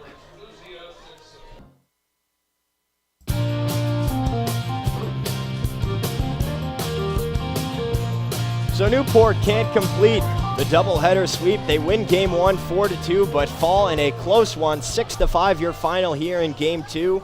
And it was a game where Newport, the offense once again jumped out early on. They scored 3 runs in the bottom of the first inning. The RBI from Zach Britton and the 2-run shot from Cody Hosey. And then 2 more in the second. Off the RBI double from Stevie Mangrum, Hosey scoring on the error from the throw from outfield. But after that, really the pitching staff of Upper Valley, give them credit. We knew coming into this ball game that they could throw it, and they did. As after Adcock, Allard, Ibsen, and Franklin all combined for a total of 5 innings of scoreless relief. Between the 3, just 1 hit was given up, 1 walk, and 8 strikeouts. That was the story of the ball game just late. Newport could not get anything going. The losing pitcher for the Gulls today is Austin Michelle. It was actually Mike Kirian, 1 2/3 innings, 4 hits, 1 run it was earned, no walks, and 3 strikeouts. Nate Rader came in and did his best in the 7th, just 1 inning, 1 hit, no runs, no walks, and a strikeout. But a tough loss for Newport. They've had a couple of tough ones. They were able to pick up 1 and snap the losing streak. Now they're back to a less than ideal situation for Upper Valley. This is a huge win just to stop the bleeding. 4 games straight they lost, and to come in here and steal one from the Gulls is really a good thing going forward. Oh yeah, definitely, especially when you can produce at the plate. Again, 6 runs in this game too, and as I mentioned before, they haven't scored over 5 runs in the last 10 games. So the offense finally having a full game effort. And again, the bullpen for the Nighthawks really closing the door. Again, A.J. Franklin, 3 innings of work and 6 strikeouts. He was nothing short of impressive tonight to shut the door on the Gulls. Cody Hosey had the home run, a 2-run shot. He also added 2 runs of his own, and Tim Tawa was 2 for 3 with a double and a single. He also scored twice as well. He also walked. Other than that, not much action for the Newport offense. They were out hit 9-6 in the ball game. Each team committed 1 error. Dan, it's been a pleasure. You know, a long day of baseball, a very fun and exciting day of baseball. We had guests. We had Will Donick in the booth with us. We had a lot of fun things going on at the ballpark on Christmas in July night, and 2 really nice games and entertaining games for all the fans at the field this evening. Oh yeah, definitely. It was great in game 1. You know, didn't happen. The scoring didn't happen until the later innings, kind of a pitching duel. So good to see some late inning noise in the first game, and this second game was neck and neck, and it was an entertaining one to say the least. Once again, your final score here in game 2, Upper Valley 6, Newport 5. Newport falls to 11-10. Upper Valley even things out at 10-10. For the voice of the Upper Valley Nighthawks, Dan Stein, I'm Dave Peck. We'll send the post-game report now over to Newport Gulls field reporter Nick Bello for closing thoughts on today's slate of games. Nick? Dave, thank you. As Dave and Dan just said, the Newport Gulls dropped a 6-5 loss in the 7th-inning nightcap of this doubleheader today. Lots to talk about on the post-game show. As it looks right now, Newport will stay in the what looks to be 4th spot of the Southern Division, as Ocean State is trailing right now to Danbury, that game being played down the road in Rhode Island. Dan Byford will be joining me shortly here in the post-game show. So tonight, obviously, the Gulls got out to a very hot start here for this one. It looked like they were about to sweep sweep Upper Valley tonight, and they just couldn't pull it off. And it was right there for them again. It was one of those situations where it was right there for them. Dan Byford right here joining me. Dan, as I was just saying, good? All right. As I was just saying, the Gulls had this game, and we've seen this throughout the past couple of games. Obviously, they won the last game where they had it, they maintained the lead, but better job getting the ball in play, not making mistakes on the base paths. I think both games were actually pretty clean games as well. So, yes, the Gulls let this one get away from them a little bit, but I honestly think a lot of it can be attributed to it's just hard to beat the same team twice in the same day, 30 minutes apart. Yeah, absolutely, Dan. I have to agree with you on that. Now, where the Gulls sit currently, they are, kind of towards the bottom, but not exactly towards the bottom. I would call them really in the middle of the Southern Division. Now, with only a month left here in Newport for the summer, what do you think will happen to the Gulls moving forward? I mean, I think as long as they can hang around, they've got a shot. It's a real tight division. Unlike in the Northern Division where the top and bottom are separated by 10-plus wins, here you got the top and bottom. They're separated by what, like 3 wins, is it? Not even. It's 2. 2 wins. As of right now. That's ridiculous. There's so much parity in the Southern Division, honestly. All these teams are good. You're going to find out who's the best, as the season gets to the tougher games. But I think if they can manage to stick around, don't fall too far behind, they'll absolutely have a good shot at a nice postseason. Absolutely, Dan. And so finally, the Gulls play Wednesday on 4th of July against Mystic. Now, I'm sorry, they play tomorrow night against Mystic at 6:05. Mystic is currently the 2nd team in the Southern Division. If you're Newport, what's the strategy going into tomorrow? So, you just got to be aggressive, take some of what you did well in the first game today, and just try to apply that against Mystic. That's an important game. You got to want to win it. Obviously, they're ahead of you in the standings, so every game you win against them in your division is going to help you in terms of games behind from where they're sitting. And, there were some players that were in the lineup from the first game that were huge contributors that weren't in the second game, like, Zach Hogeson, who hit that no-doubter, like absolute cranked home run in the first game, and that was part of the difference. Yeah.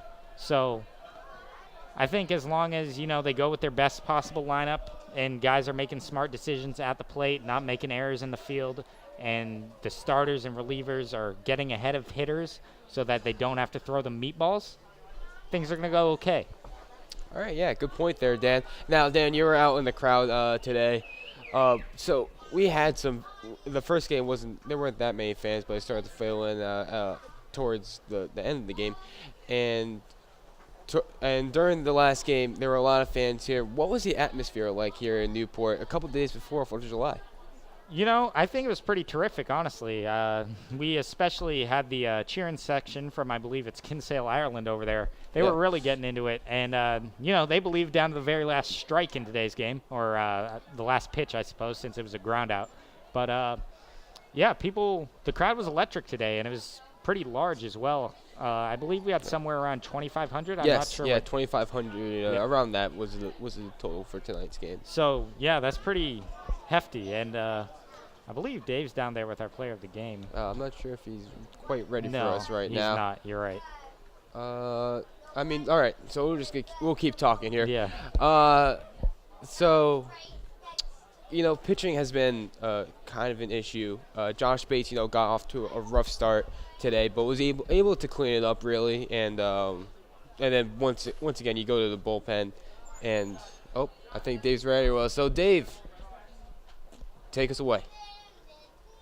Thanks, guys. I'm here with Newport Gulls player of the game, pitcher out of Bryant, Tyler Madison. Picked up the win, 5 innings, 1 run, 4 strikeouts. What was working on the hill? Just commanding my fastball, working in and out, and then just using the changeup to keep him off balance, and then just throwing my slider in every once in a while, just keep him honest with that. Defense played really well for me today. Plu had a really good double play in the first inning to get me out of trouble, and defense was just sharp the whole day.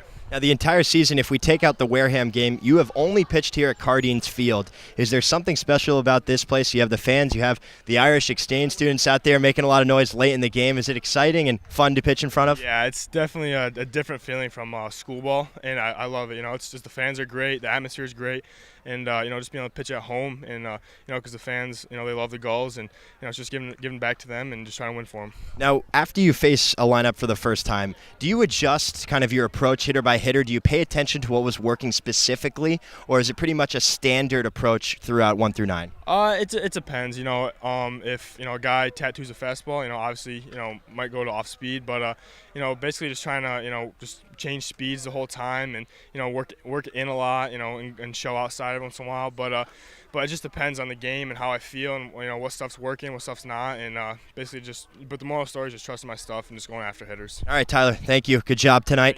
We'll send it back to you guys upstairs. All right, so that was Tyler Madison. He was super solid in today's game. I don't think you can deny that. I honestly thought Josh Bates had it working pretty well earlier in this game. Ultimately, probably too high a pitch count to overcome his early struggles, but I think they got a pretty decent game out of him, and that's really what I've come to expect from him so far. I completely agree with you, Dan. Now, I think we're going to send it down to Dave. Dave, there you go.